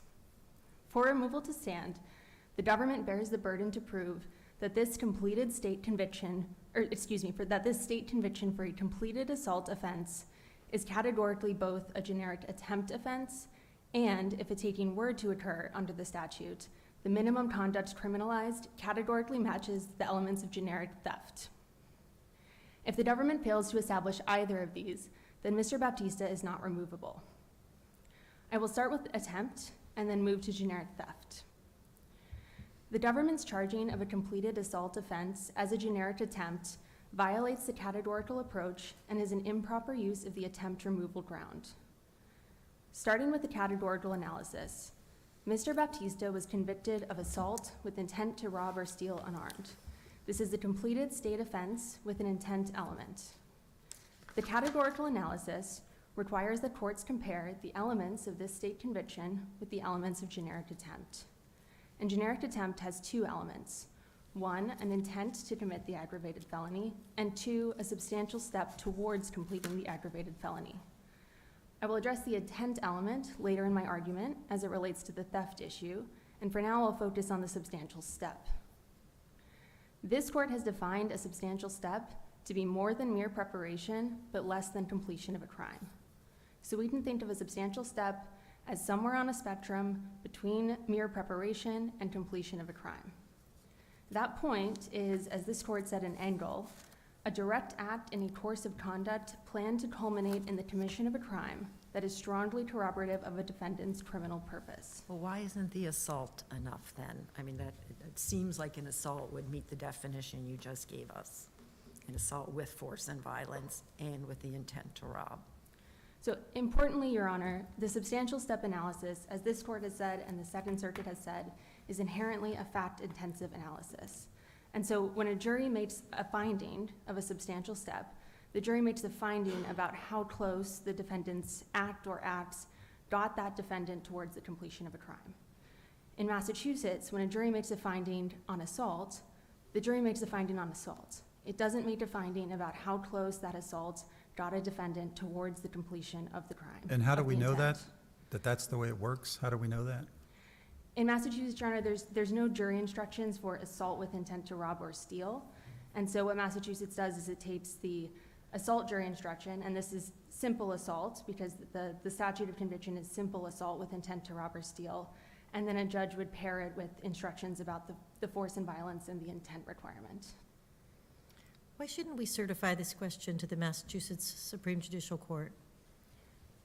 I think, Your Honor, this court could certify the question on the second issue, on the definition of steal, but it doesn't have to, first because, for two reasons. First, because if Mr. Baptista prevails on the attempt issue, then this court doesn't even have to reach the question of the definition of steal. Why couldn't we certify? I don't understand why we wouldn't be able to certify on the attempt question, because you're making a statement that under Massachusetts law, the assault does not have to be, I guess, in furtherance of the robbery. That's not how I read the law, but if we thought that was unclear, couldn't we certify that as well? Oh, I see, Your Honor. Yes, this court could certify that question, but I think actually that answer is even clearer in the Massachusetts law, that there's no, that a jury doesn't have to find a substantial step when it finds for an assault. That's argument fails in theory because of the fact that this is. I'm still trying to figure out if they have to find an assault and they have to find the intent to rob. I mean, we said in Bryant that just as a matter of kind of plain and ordinary usage and common sense, someone who assaults somebody with an intent to rob is clearly attempting to rob. How is that not right? I think, Your Honor, that colloquial uses of the terms are different from what the categorical analysis requires, which is an understanding of the elements and how they compare to the elements of generic attempt. And in Bryant, what the court was doing was it was asking whether Congress, a different legislature, used a shorthand, attempted robbery, for assault with intent to rob in an earlier part of the statute. And so it didn't use the categorical analysis. It didn't ask what the definition of steal was. It just asked if colloquially a different legislature was colloquially conflating those two terms. And here we have to look at how Massachusetts defines these terms, and we have to use the categorical analysis. So back to your point about the fact that there appear to be two separate sets of instructions that are given to the jury. That's a quirk, I guess, of Massachusetts law, but how does that negate the fact that the government's argument that this still is an attempted theft?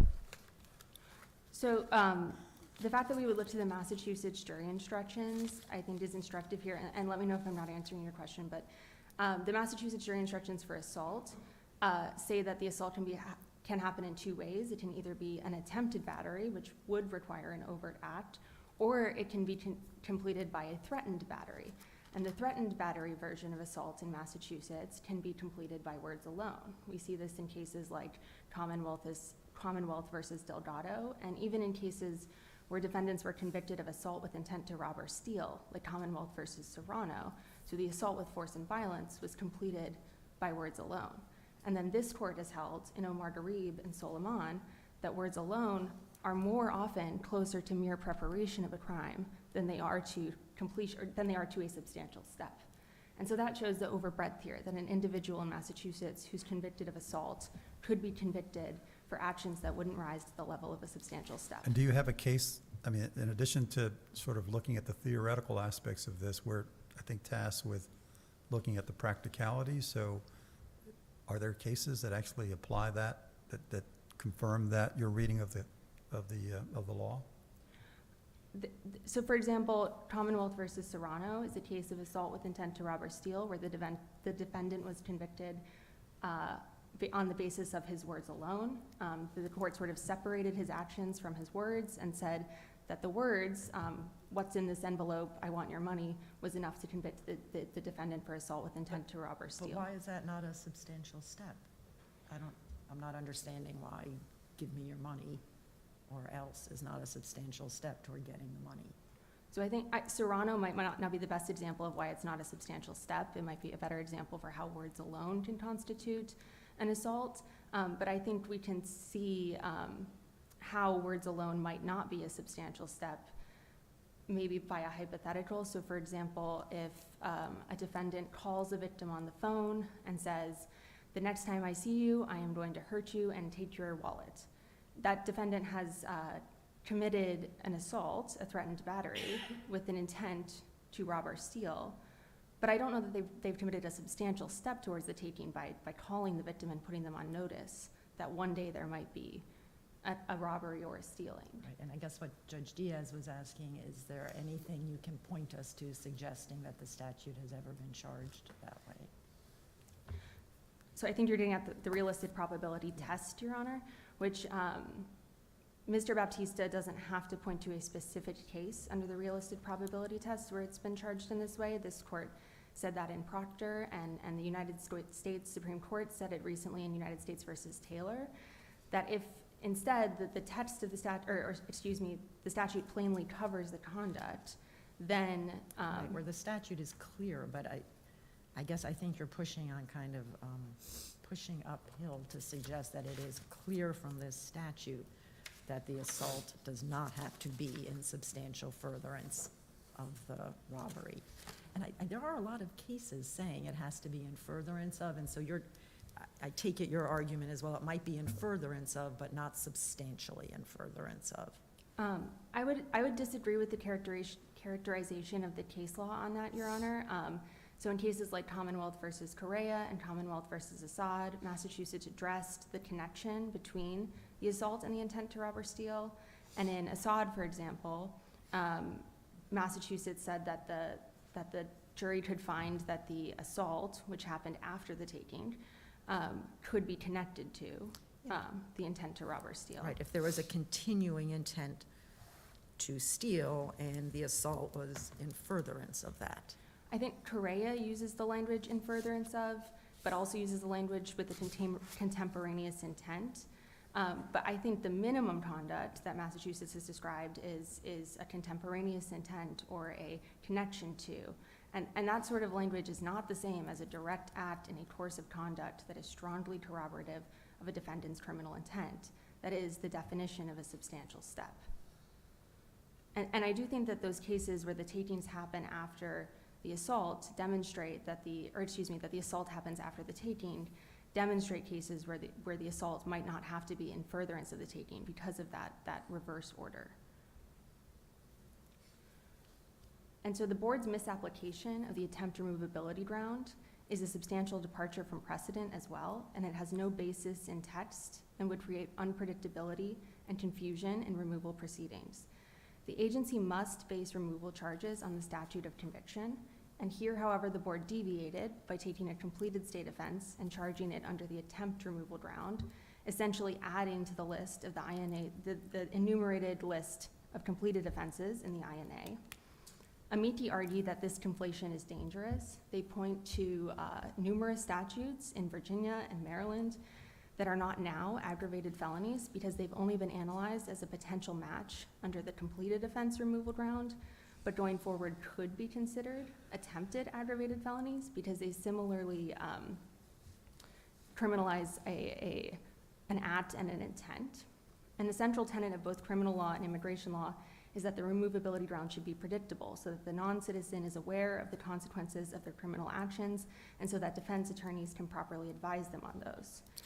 I think if there's anything that's clear about this whole business of the categorical and modified categorical approach is that it is not predictive or consistent. I mean, it's just a complete mess as far as I'm concerned. And you don't need to respond to that. That's just my frustration. But thank you for trying to achieve clarity in the face of what seems to be an impossible task. I understand that sometimes the categorical approach can And you're lead just getting started. Wait until you actually to do this for a living. counterintuitive results, yes. But I think the key here is that this court has to apply the categorical approach, and a substantial step requires a jury finding of some conduct that got a defendant relatively close to completion of the crime. But as this court has said, and as Minglam Sui said, a discrete act like assault does not require the jury to find that important element of a substantial step.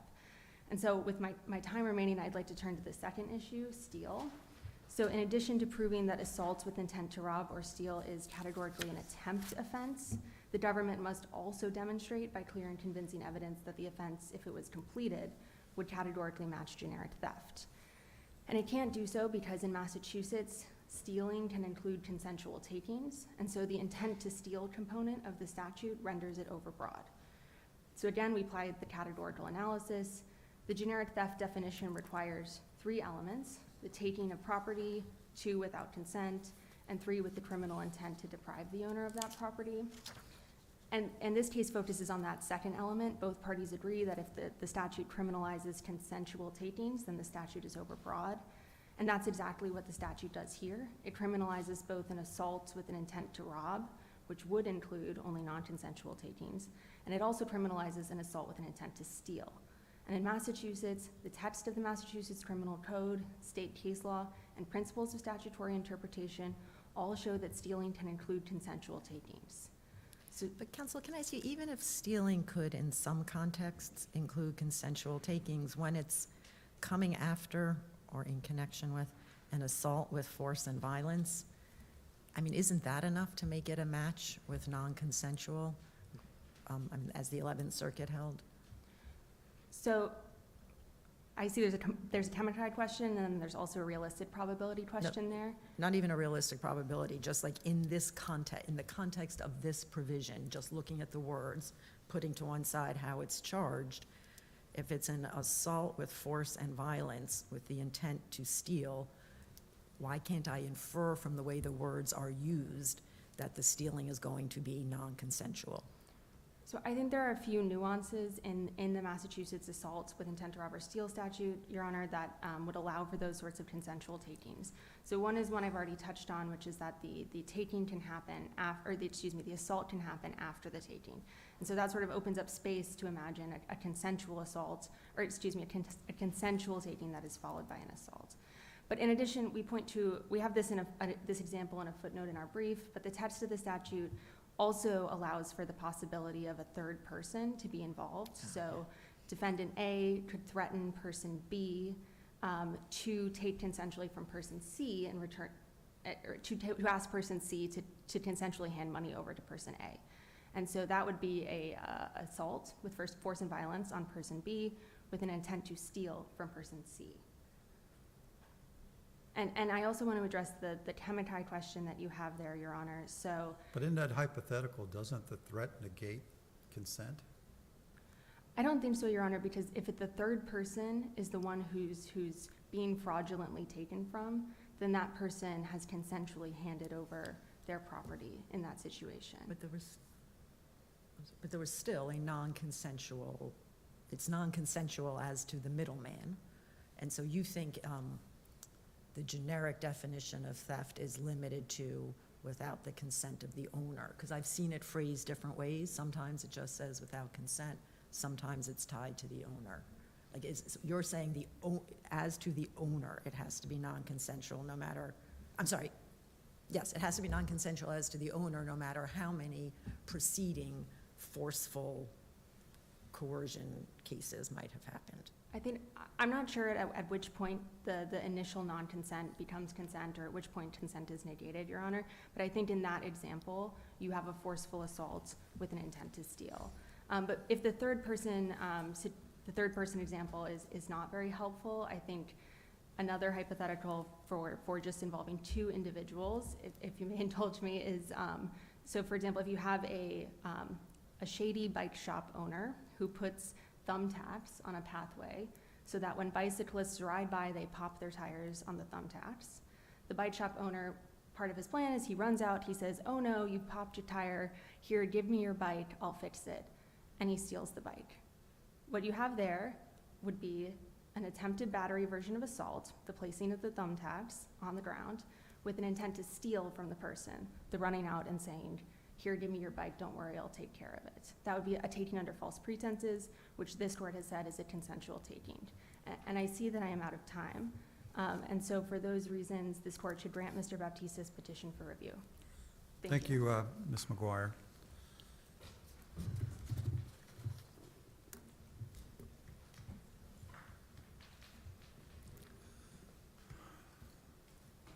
Ms. Carter.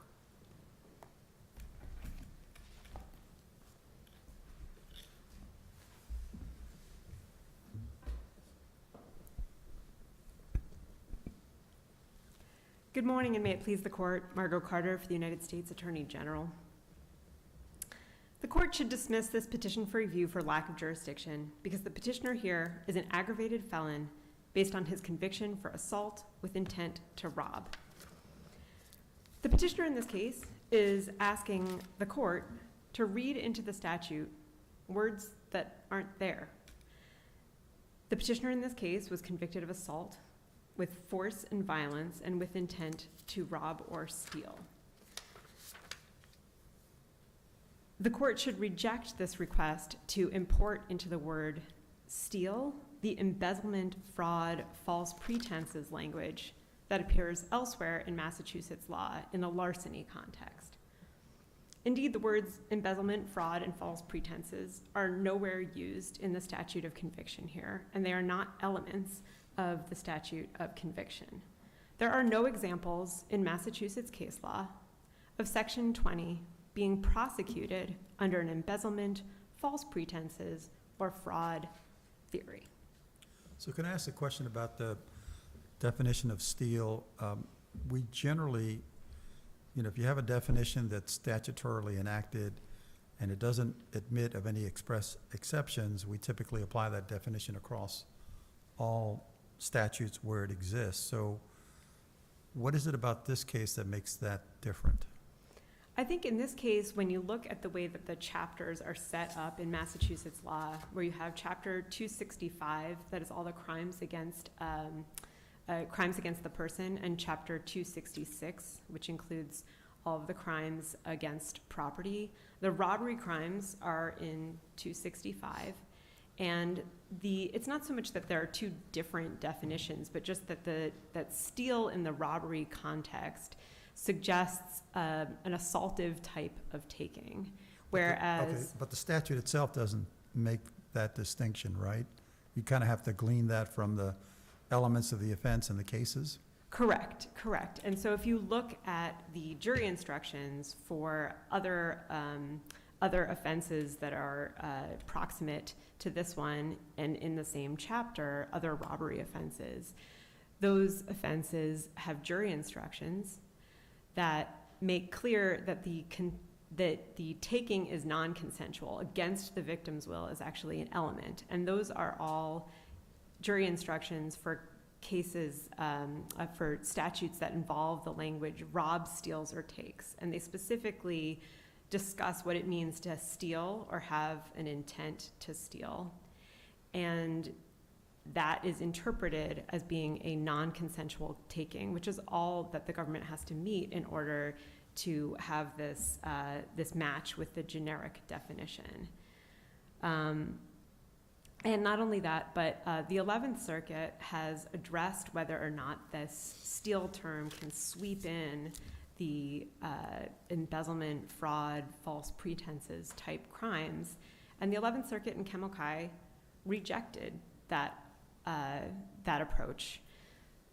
So if this court were to rule differently, there would be a circuit split on the issue. And again, in Massachusetts, none of the Massachusetts state case law indicates that Section 20 has been interpreted to include embezzlement type offenses. They're all, and we cite numerous cases in our brief that are all some amount of force and violence involved. But even if this court were to conclude that steal sweeps in all of this language regarding embezzlement and false pretenses, the petitioner in this case was convicted of assault with force and violence and with intent to rob or steal.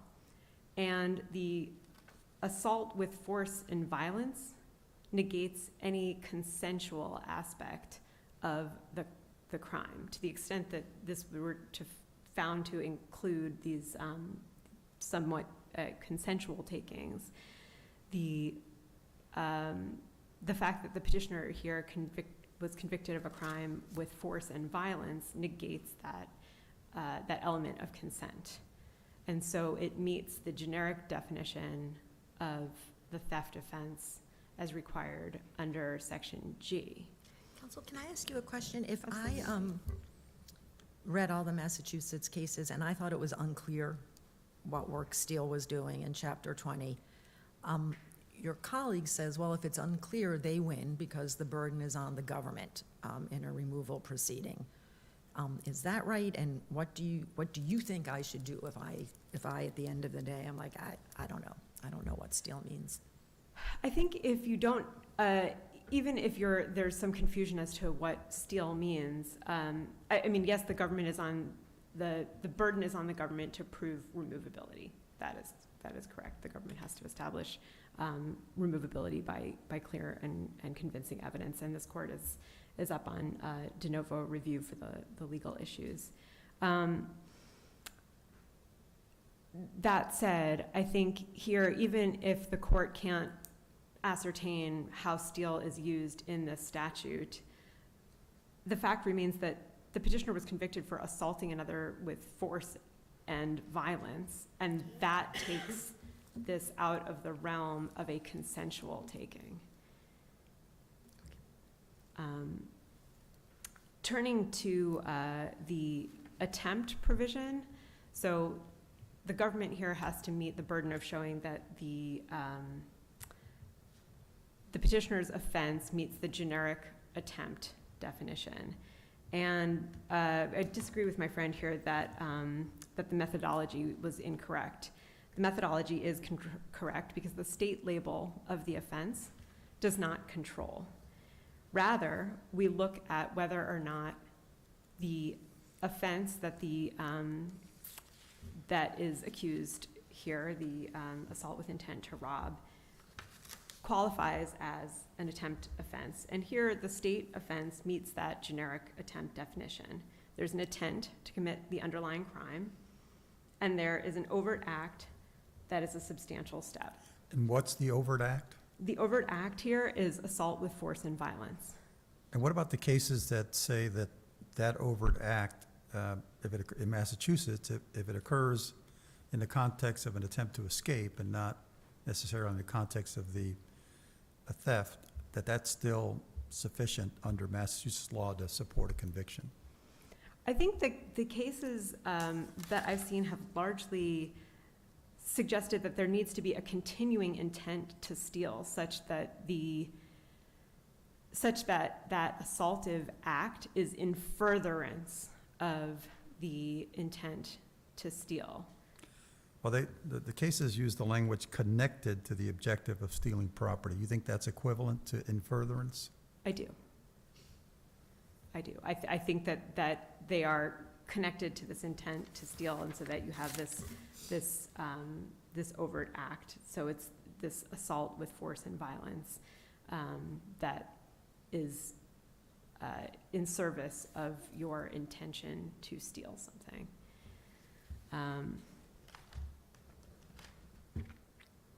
Does the court have any further questions? I realize there's a lot of time left. I do you have a position on divisibility? So Because I know that's been alluded to in the briefs, but no one's actually making an argument. we think that this can be resolved at the categorical step, that it is categorically a theft I offense. understand. And so we didn't address divisibility. We would be happy to address divisibility in supplemental briefing Well, I if the guess court I'm wanted to asking see you it. if you can give me like a spoiler. Does the government think this is divisible, or? I think without delving further into it, I would be hesitant to say, but obviously if it is divisible and we are permitted to look at the documents in this case, the indictment and petitioner's admissions in immigration court make quite clear that to the extent that we could divide between rob and steal, this was clearly a rob offense. So if it's divisible and if the documents bear out the first question, whether steal covers non-consensual takings only, that drops out of the case, but the attempt issue would still be there. Is that right? Correct. Okay. Correct. That is my view. Thank you very much. Thank you.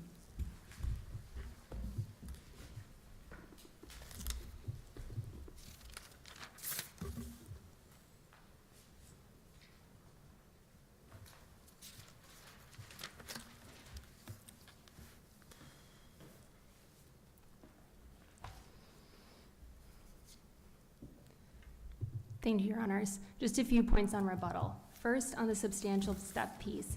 To hold that an assault is always a substantial step towards an intended taking contravenes the categorical approach because it requires courts to look at the facts. Massachusetts jury instructions require either an overt act or a threatened battery version.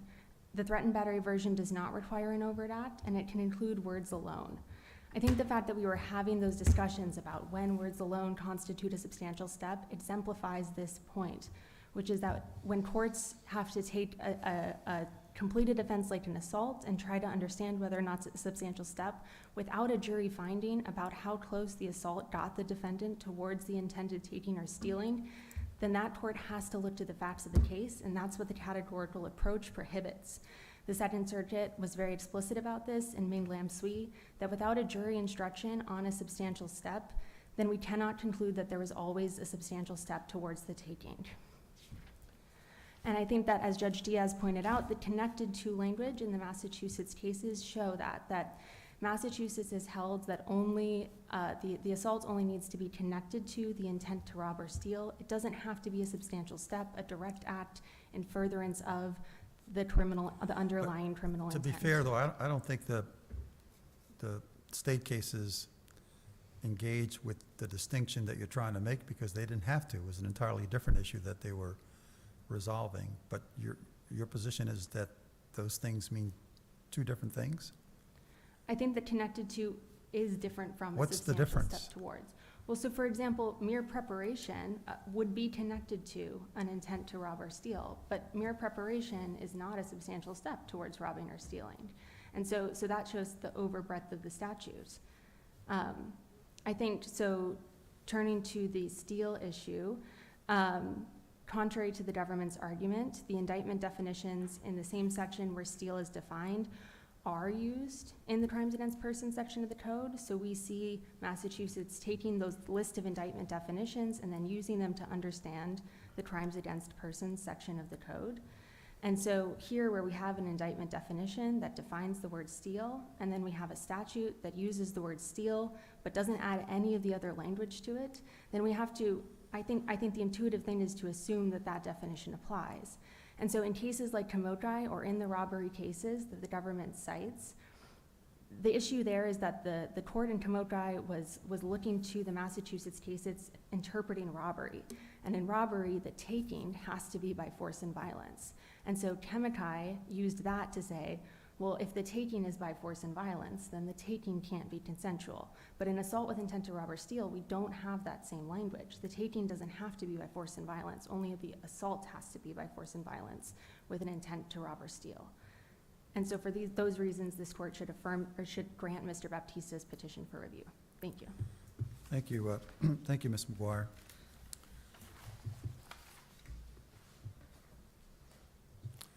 I want to thank the Harvard Cremigation Clinic for taking on this case and ably representing Mr. Baptista's interests. Ms. McGuire, you did a fine job, and I commend you for that, as did the government. Thank you very much for your excellent arguments. We'll come down and greet you and move on to our final case.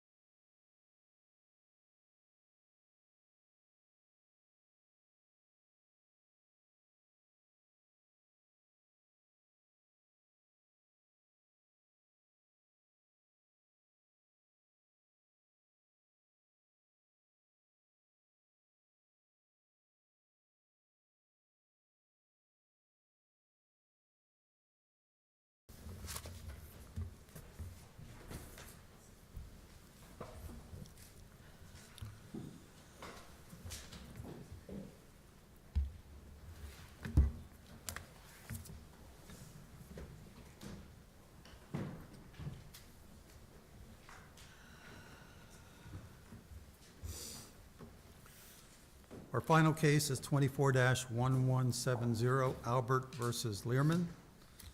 Mr. Feldman, whenever you're ready.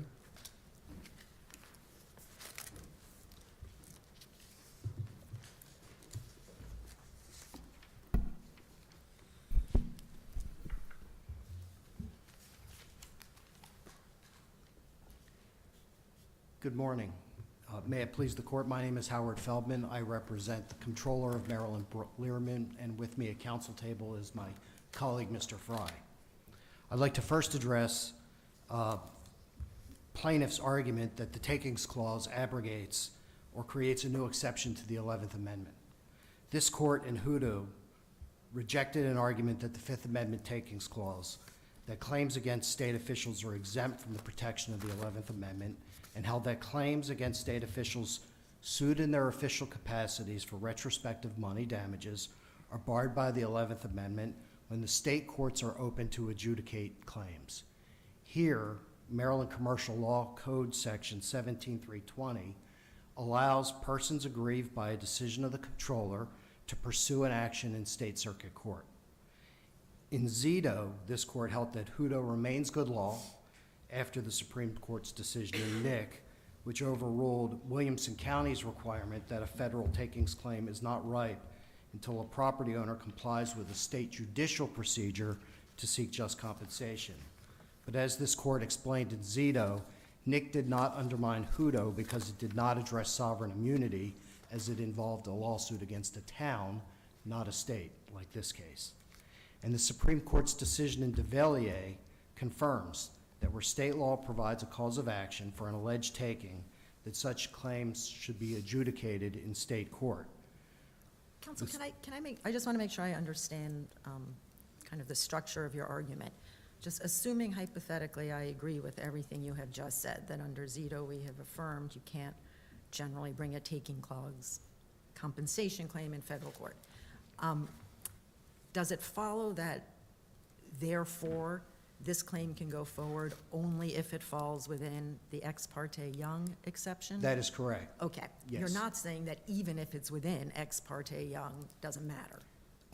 That's correct. Okay, But thank you. But that dovetails nicely into my next argument, that plaintiff's claim in this case does not fall within the ex parte Young exception to the 11th Amendment for two reasons. One, it seeks retroactive relief, it seeks damages claim, and there's not an ongoing violation of federal law. First, I'll touch on the issue of plaintiff's claims seeking retroactive relief.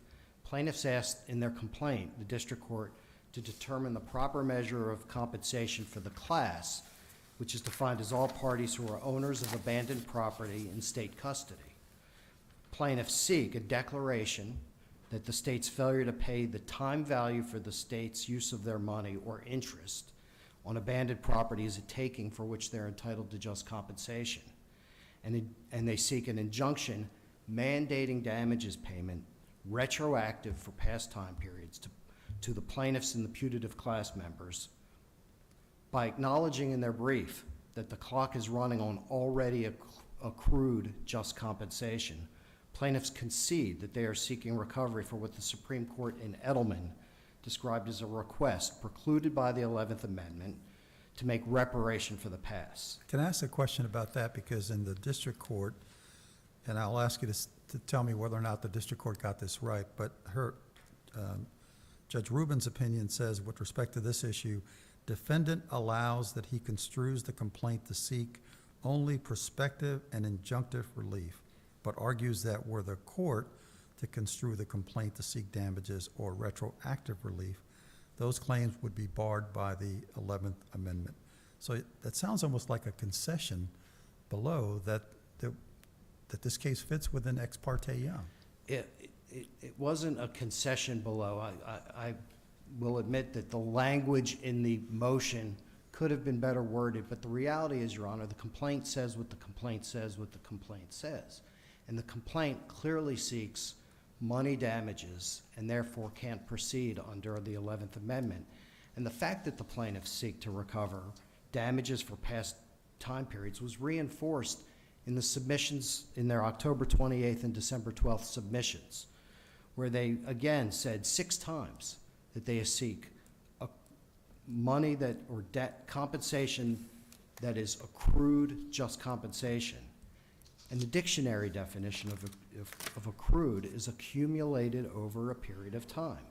So let me ask you this. Perhaps maybe the argument is there may be a retroactive component to the relief that's being requested, but to the extent that the plaintiffs are seeking to get the state in compliance with what they believe to be a takings violation, why isn't that a prospective form of relief that satisfies ex parte Young? Because there's not an ongoing violation of law, Your Honor. You're not paying interest. According to them, that's an ongoing violation.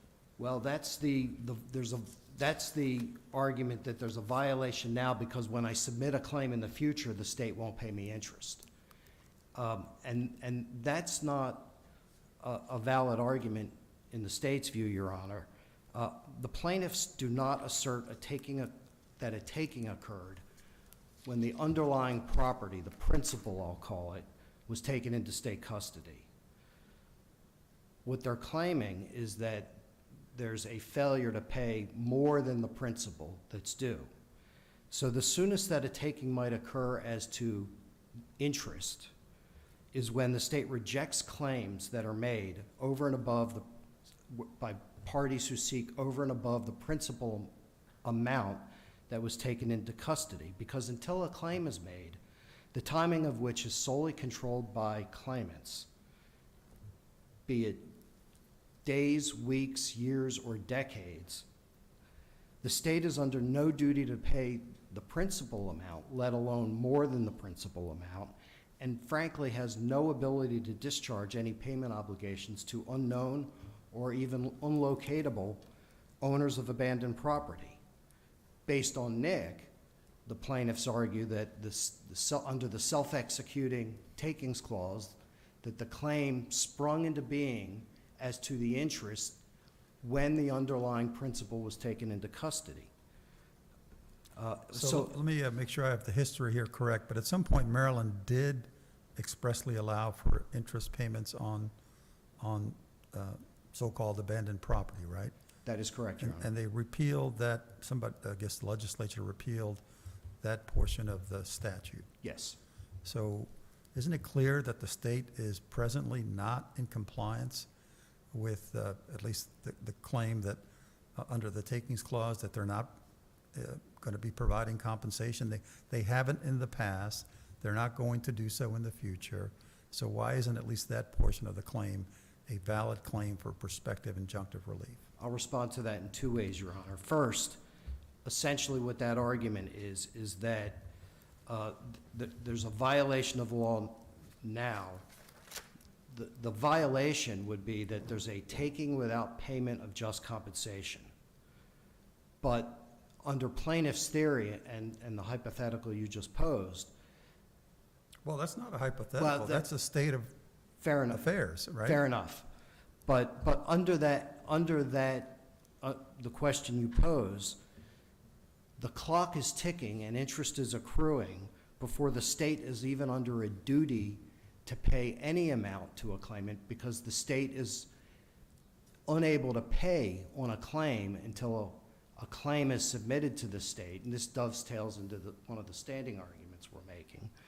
But the state has no ability to pay the underlying principal, so how can there be a taking without just compensation before there's even a duty to pay the principal amount, let alone any interest? The argument, while So is that more of a standing argument? And if so, why would we even consider standing in this interlocutory appeal? well, that's the question that was in the supplemental briefs, Your Honor. The standing argument that's being made in this case is that plaintiffs, by not having submitted claims, haven't complied with the Williamson County requirement that the initial decision maker have the opportunity to make a claim. It sounds to me like all of this is actually a merits argument, which I find very interesting, like whether people really would be entitled to interest for a period of time when the state would not have known that they were owners of the property. Excellent merits question, but I don't see how that bears on either standing or the 11th Amendment.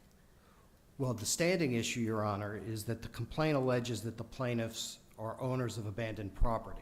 The complaint does not allege that the plaintiffs have submitted claims to abandoned property. It doesn't identify any property that the state allegedly has. It doesn't allege whether such property was income producing in the hands of the plaintiffs before it was turned into state custody. The finality requirement from the Supreme Court's decision in Williamson County is alive and well after this court's decision in Nick. And the requirement here is concerned with whether the initial decision maker, this is purely a standing issue, has arrived in a definitive position on the issue that is alleged to have inflicted injury. The finality requirement was not an issue in Nick. Can I just, as long as we're talking about that, can I just ask you? Sure. You are not disputing that under Maryland law right now, the comptroller cannot pay interest on these claims, right? The statute does not authorize Okay, that. great. Can I ask you a question about Ex parte Young? Sure. I really am wrestling with this conceptually, and I'm hoping you can help me. So as I understand it, the central question is whether what the plaintiffs are seeking here is prospective or retrospective relief. And you say it's retrospective because they are seeking interest that goes back in the past. And they say it's prospective. From now on, when you get a claim, you have to pay just compensation consistent with the takings clause. So it's entirely forward-looking. It only applies to future claims. How do I know, like, which of those is the right way to conceptualize this case? I think the way to think about it, Your Honor, is that they're seeking for claims that are resolved in the future, they're seeking to reach back in time and be paid interest on what they allege to be $1.9 billion worth of assets in state custody. That's a substantial amount. Well, I don't think the amount actually has that much to do with the 11th Amendment.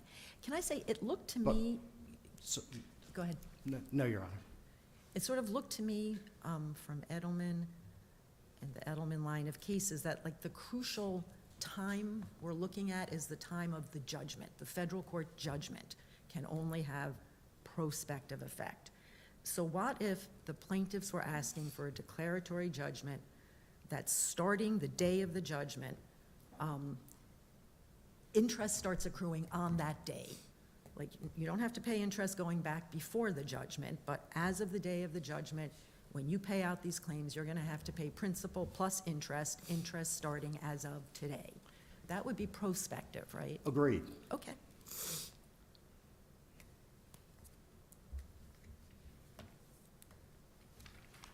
But you don't think the district court looked at the claim that way? I don't. And I don't imagine the plaintiffs view the claim that way. The district court, in the district court's assessment, the interest would be payable going back in time, not prospectively from the date of the court's order. So interest could only accrue under Ex parte Young for it not to be retroactive, for it to look forward only and not reach back for days, weeks, decades, or longer. So couldn't we find that the case could only go forward with respect to those claims or that remedy? That would fit into, the state concedes that that would fall within Ex parte Young, provided it's prospective relief only, and interest would accrue only going forward, not retrospective, but going forward from the date of the court's order.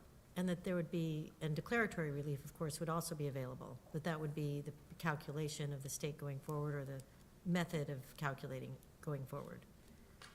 You are correct, Your Honor, but there's still a standing issue that Which is not properly before us, isn't that right? the standing issue is inextricably intertwined with the issue of whether, as to immunity, the plaintiffs argue that they need not submit claims and that the clock started running on a violation of the law as soon as the state took custody of the underlying asset. And as to standing, the plaintiffs argue that they need not submit claims to the controller in order to comply with Williamson County's finality requirement. So in order to look at the issues of whether there's an ongoing violation of the law under plaintiff's theory, and whether there was compliance with the finality, with Williamson County's finality requirement, I see I've completed, You can answer Judge Berner's question. requires an assessment of the same case law, which makes the case like this court's decisions in Elegant Massage and Scott, where the same legal issue was tied to the immediately appealable issue and the issue that was not immediately appealable. Thank you very much. Thank you.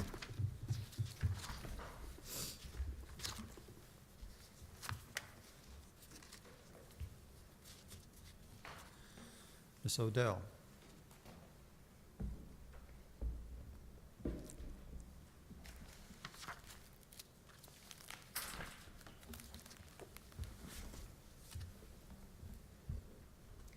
May it please the court. Julie Odell on behalf of plaintiff appellees Stephen Albert and Barry Diamond. Your Honors, I would first like to start with the pendant jurisdiction issue that my friend just ended with.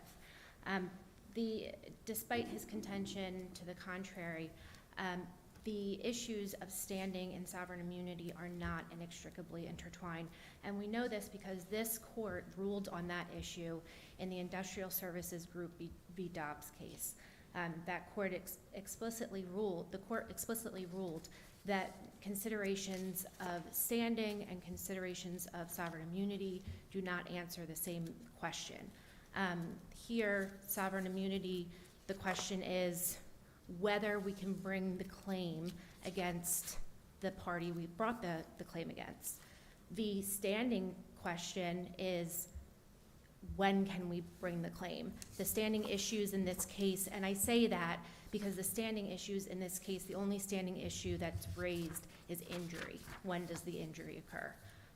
And so the inquiries are different, and so the issues are not inextricably intertwined, and the court should not exercise pendant jurisdiction over issues aside from sovereign immunity.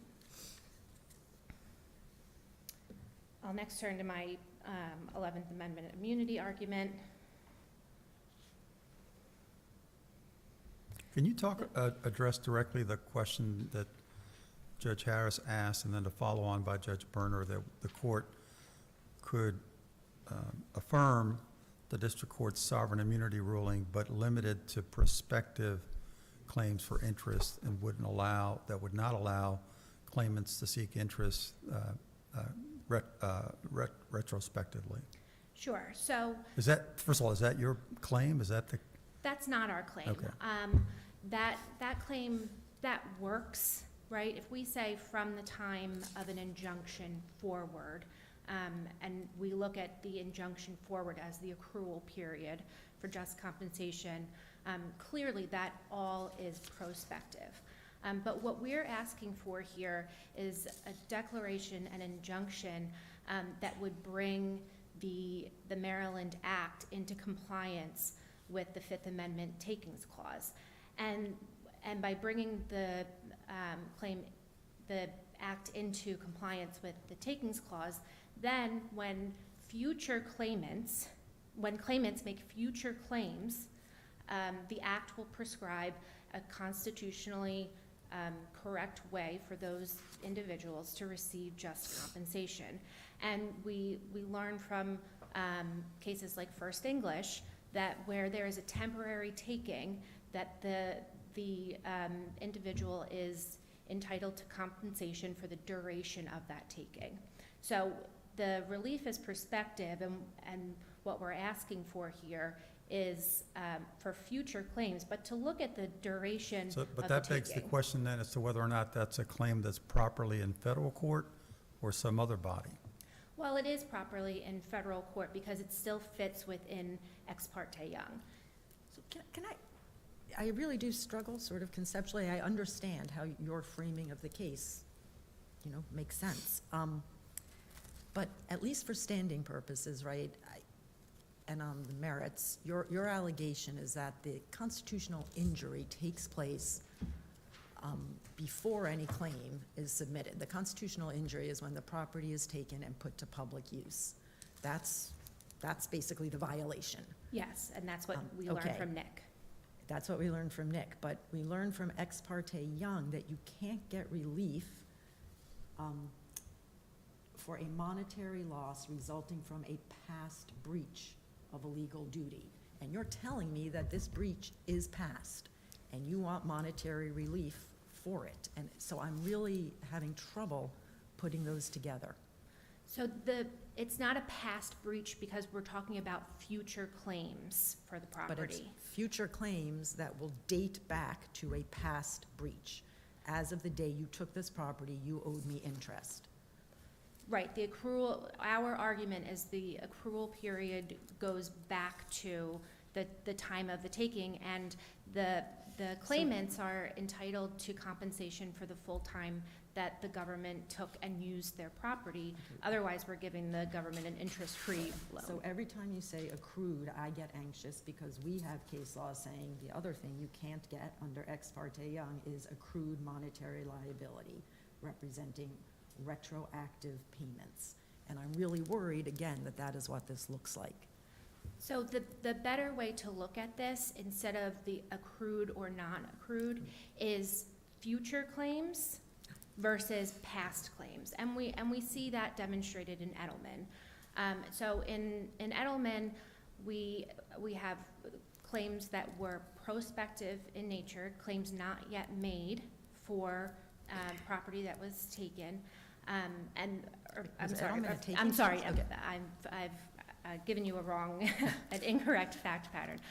But we have prospective claims for relief, and we have what the court categorizes as equitable restitution for past claims. Here, if we were asking the court to compensate property owners who have already made a claim to the comptroller for their just compensation, received only the principal, and no remedy for the taking in the form of just compensation, that certainly is equitable restitution and is barred to be heard in this court by Ex parte Young. But that's not the situation that we have. We're talking about future claims.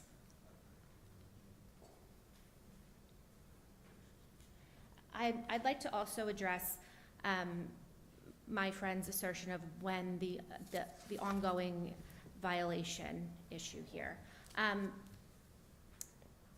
The comptroller argues. Ms. Odell, I'm sorry to interrupt you, but I'll ask you the same question I asked your colleague on the other side. Your interpretation of the claim is the same way you think the district court viewed the claim, that is that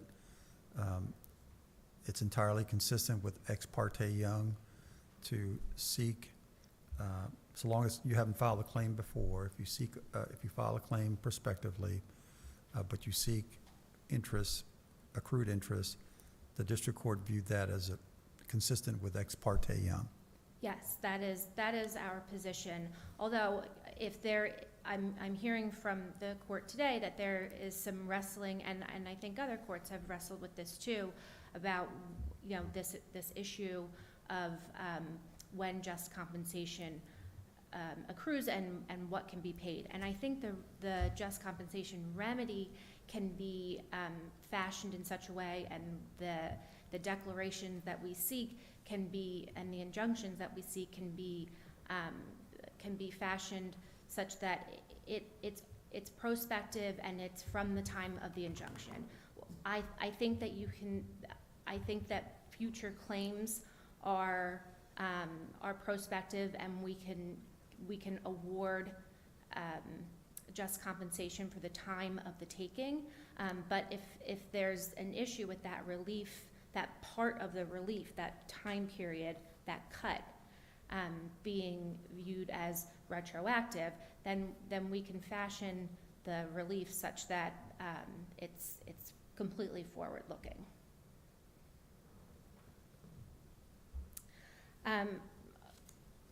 My friend on the other side has argued that there's no ongoing violation here because no claim has been made yet. And that's not our argument, that's not our position, and that's not what the Supreme Court has said in Nick. Nick says a taking happens at the time that the government takes property and puts it to public use. And despite characterizations otherwise in the briefing, if we look to the complaint, we see that we argue in the complaint that, or we state in the complaint that the taking occurs at the time the property is taken and put to public use, and that's a present tense violation of the takings clause. We don't allege that it's the non-payment of just compensation that then transforms this into a takings violation. The taking happens at the time the state takes the property and puts it to public use.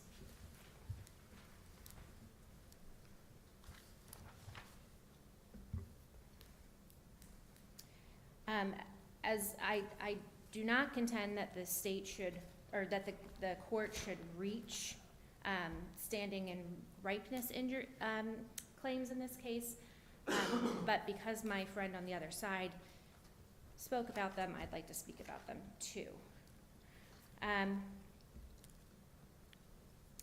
Here, the state makes an argument that we don't know whether defendants are the owners of the property that they state that they, that's been taken. But the comptroller's. Can I ask you, I mean, they don't state in the complaint any particular property that's been taken, right? They don't, they just say some undefined property has been taken. Right, Okay. so they don't state particular property because the comptroller's website doesn't give that level of detail. So How do they know that they have property that's being held by the comptroller? Is it just a name match? it's a name match. But their and I- names aren't that unusual, like, how do they know it's them? Given that they're not saying, oh yeah, this is me, that was my bank account. They don't allege any particular property. Sure, so there's nothing more than a name match. There may be a town match, but I don't recall off the top of my head if that's correct. But say it is just a name match. If that's not enough to allege in a complaint, then nobody is going to be able to. No, that's not true. Like, I could allege, I see my name, and I remember there was that bank account, and then when I went to college, I forgot to close it, and it's probably been sitting there for 20 years. That's my property. I'm specifically alleging you have my bank account. Sure, so no, the complaint does not have specific And it- allegations about the plaintiff's, Yeah, I'm just suggesting recall. that it wouldn't eliminate this kind of suit. And also, am I right that the complaint does not allege that they intend to submit claims for property? There's no direct allegation in the complaint that they intend to submit claims, but Why not? sorry, go ahead, Your Why Honor. not? By bringing the complaint itself, that they are seeking the declarations and the injunctions that they are in the complaint, so that when they make claims in the future, that they are going to be paid the just compensation due to remedy the takings violations that they have suffered. It just seems like sort of a notable omission, given all the standing case law that says, like, we're looking for an allegation that you actually plan to bring a claim. I was just wondering if there was some reason that you were free to share about why that allegation wasn't made here, but. No, there's, Okay. and I take your Honor's point, but I would say that the plaintiffs pursuing their rights in this litigation is proof of the fact that once this case is resolved, and hopefully in their favor, and in a way where in the future they may make claims and receive just compensation, that is clearly indicative of their intention in the future to certainly make claims.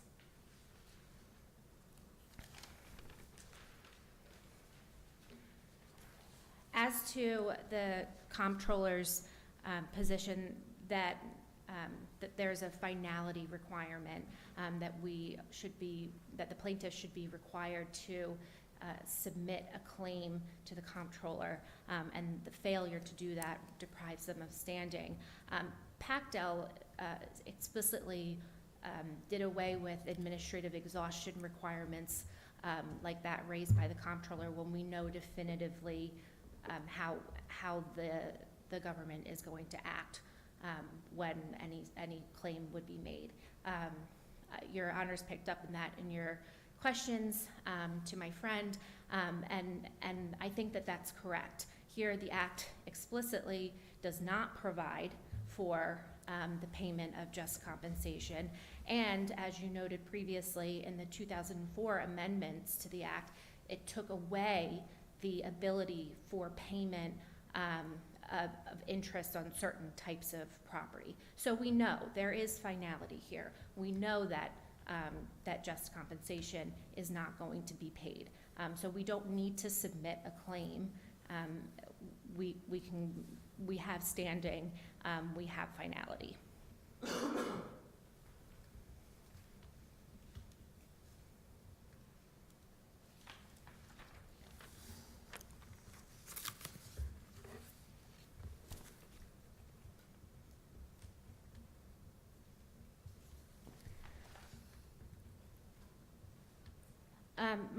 My friends on the other side in their opening comments did not address the sufficiency of the takings claim and the issues of abandonment and whether that whether the Supreme Court's holding in Texaco is applicable to this case. Like the pendant ripeness and standing issues, I don't think that the court need get there, but because it was raised in the briefing, I'll address it briefly here. The comptroller in their arguments refer to the abandonment issue that's raised in Texaco as an attack on injury. That is not, it's not a standing injury attack. It's really a sufficiency of the claims attack and an attack on the merits. And so it's improperly regarded in regards to standing. But with that being said, we know in Webb's Fabulous Pharmacy that the Supreme Court reiterated the longstanding rule that a government must pay just compensation whenever it makes a physical taking, even a temporary one. But to avoid this, the comptroller looks to Texaco and relies on an exception for abandoned property. But as the Supreme Court in Tyler v. Hennepin County made clear in 2023, the Texaco decision only applies in very narrow and very strict criteria, which are not present in the Act. Initially, the statute has to declare property abandoned, and it has to extinguish the property owner's rights in it. Counsel, as long as we're talking about the merits, I hear what you're saying about Texaco, but I am wondering how this is supposed to work when a taking happens not by virtue of something affirmative. You know, the state doesn't reach out and take property on purpose. Like the owner has been inattentive to the property, the state steps in, but it literally doesn't know at that moment whether it's taking someone's property or whether that property is abandoned. And it does seem a little bit unfair maybe to charge interest for a period of time where the state was not on notice that it was in possession of someone else's property. Well, first of all, the state takes the property after a very small period of unuse. So in Texaco, we see abandonment after 20 years. Mm-hmm. Here, Tyler v. Hennepin County tells us that non-use for something as short as 3 to 5 years certainly is not long enough. Right, it's not long enough for the state to know for sure it's been abandoned, but it also doesn't know it hasn't been abandoned. And given that it doesn't know it hasn't been abandoned, I'm just asking about sort of the equities of then turning around and telling the state, well, you didn't know that was someone else's, but then 50 years later, someone comes forward, and now you owe 50 years of interest. Well, the issue also is the misleading use of the term presumed abandoned in the statute. So the use of the word abandoned in Texaco refers to a total relinquishment of property rights. We don't owe payment to abandoned property owners, and I say owners lightly, because if property is abandoned, there is no owner, there's no one to pay to. Here, the comptroller, it admits it's the unclaimed property statute is purely custodial in nature. Title of property always stays with the property owner, and so the property is not abandoned. The owner is entitled always to reclaim that property under the statute. And so if you take that property and the property owner retains title and the state puts it to public use, then a taking occurs, which is deserving of just compensation as a remedy. So, so long as we're on the merits, I guess the issue of the equities works both ways, because the state then uses that property, it either sells it, right, if it's not cash. Correct. If it's money, then it takes it and uses it for public use. had it not had that money, they would have had to, the state would have had to fund those uses by some other way and presumably pay interest on bonds and/or other monies that they would have had to obtain. And so it doesn't strike me as all that inequitable that they should pay. And I'm not, I don't know where the merits ends up here, but the equities, my point is the equities go both ways. So I'm over time, but I'd like to quickly address that.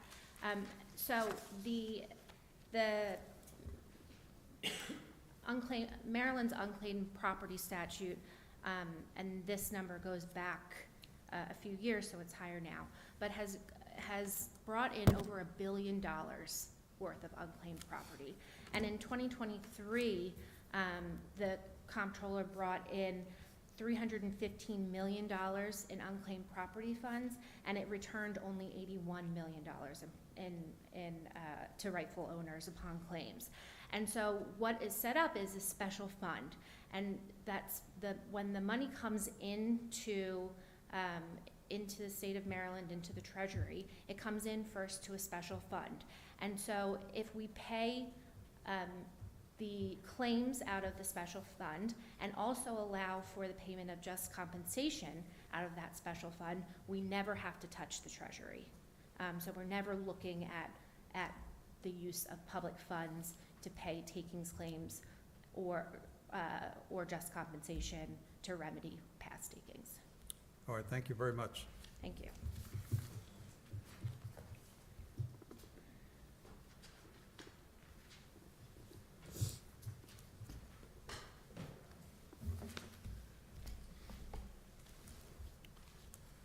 A few points on rebuttal, thank you. As to the last point counsel was making, money or the proceeds of abandoned property initially goes into the special fund she referred to. That special fund is capped at $50,000. Anything over that, and which there is a lot over that, gets commingled into funds set up for various purposes like the Maryland Legal Services Corporation, Crime Victims Fund, and ultimately to the general fund if it goes over the caps that have been established for the amounts that are supposed to go into those funds. I next want to address the point Judge Harris was making about the fact that plaintiffs have only alleged that they saw their name on the controller's website, and that's all there is names. I hearken the court to look at several cases where that same allegation was deemed insufficient. That's the Raymond, the Nelling, and the Salvato cases, where the plaintiffs basically alleged the same, particularly the Raymond and Nellinger cases we cited in our reply brief, where the plaintiffs alleged we saw our name, and that's just not enough. There's still too many contingencies at play. And in the Light versus Davis case, which was from the District of Delaware but affirmed by the Third Circuit, the court said it wasn't simply enough to say, in the future, I may assert a claim. Were any of those cases interlocutory appeals? I don't recall. I think the answer is likely no. And so that, again, begs the question of, you may be right, but is this the time to decide that? Well, and that's the argument that we make, Your Honor, about this, the issue of standing, because of the relevance of Nick, Pactel, Williamson County to the questions of standing, and the issue of whether there's an ongoing violation of law for purposes of Ex parte Young. It requires an analysis of the same cases, because plaintiffs under the standing issue have alleged they need not comply with Williamson County by submitting a claim to the state. So the Salvato case expressly references Williamson County. The other cases, Light versus Davis, dismissed the case on ripeness grounds. But it all goes to the same issue of not submitting a claim. On the issue of whether there's a constitutional violation takes place when there's a taking without payment of just compensation. And there can be no obligation to pay just compensation when the state doesn't know who to pay. So the constitutional violation can't arise until at the earliest a claim is submitted, because it's only at that point that the state can discharge a duty to make payment to a known or locatable person.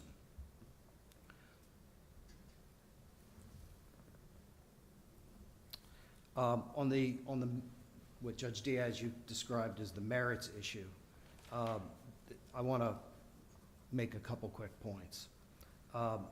Plaintiffs don't dispute the ability of the state to take custody, including permanent title, which is not what the Maryland Abandoned Property Statute does, to take permanent title to abandoned property in order that the property can be used for the general good.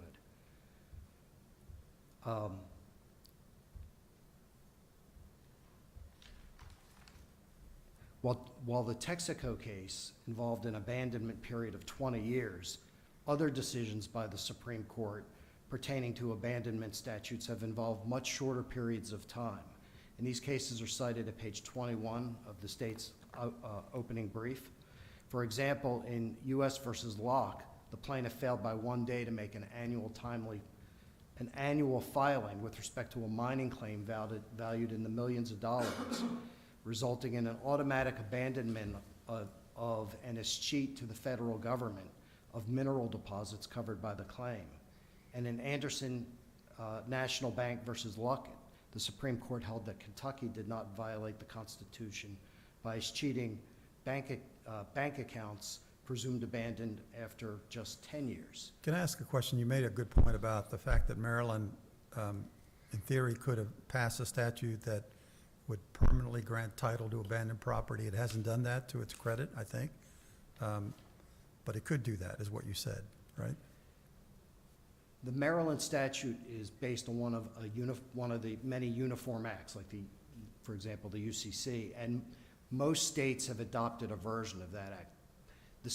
The act was adopted by Maryland, as it was other states, for the remedial purpose of protecting property owners from holders who disappear, go out of business. The Maryland Act provides for basically a long-term reclaiming service for people who have been inattentive to, ignorant of, or just forgot about. Like Judge Harris's college bank account? It only had 20 cents in it, so I just forgot about it. And so, You may be recused. if you think about it, if there were longer periods of time, which the law doesn't require longer periods of time, but if there were longer periods of time, you lose the remedial purpose, because the longer period of time that you wait, then the more likely it is that property will disappear, holders will go away. I'll ask that the court reverse the district court's failure to provide dismissal on grounds of immunity. Thank you, Mr. Feldman. Thank you both for your arguments. We'll come down and greet you and adjourn court sine die.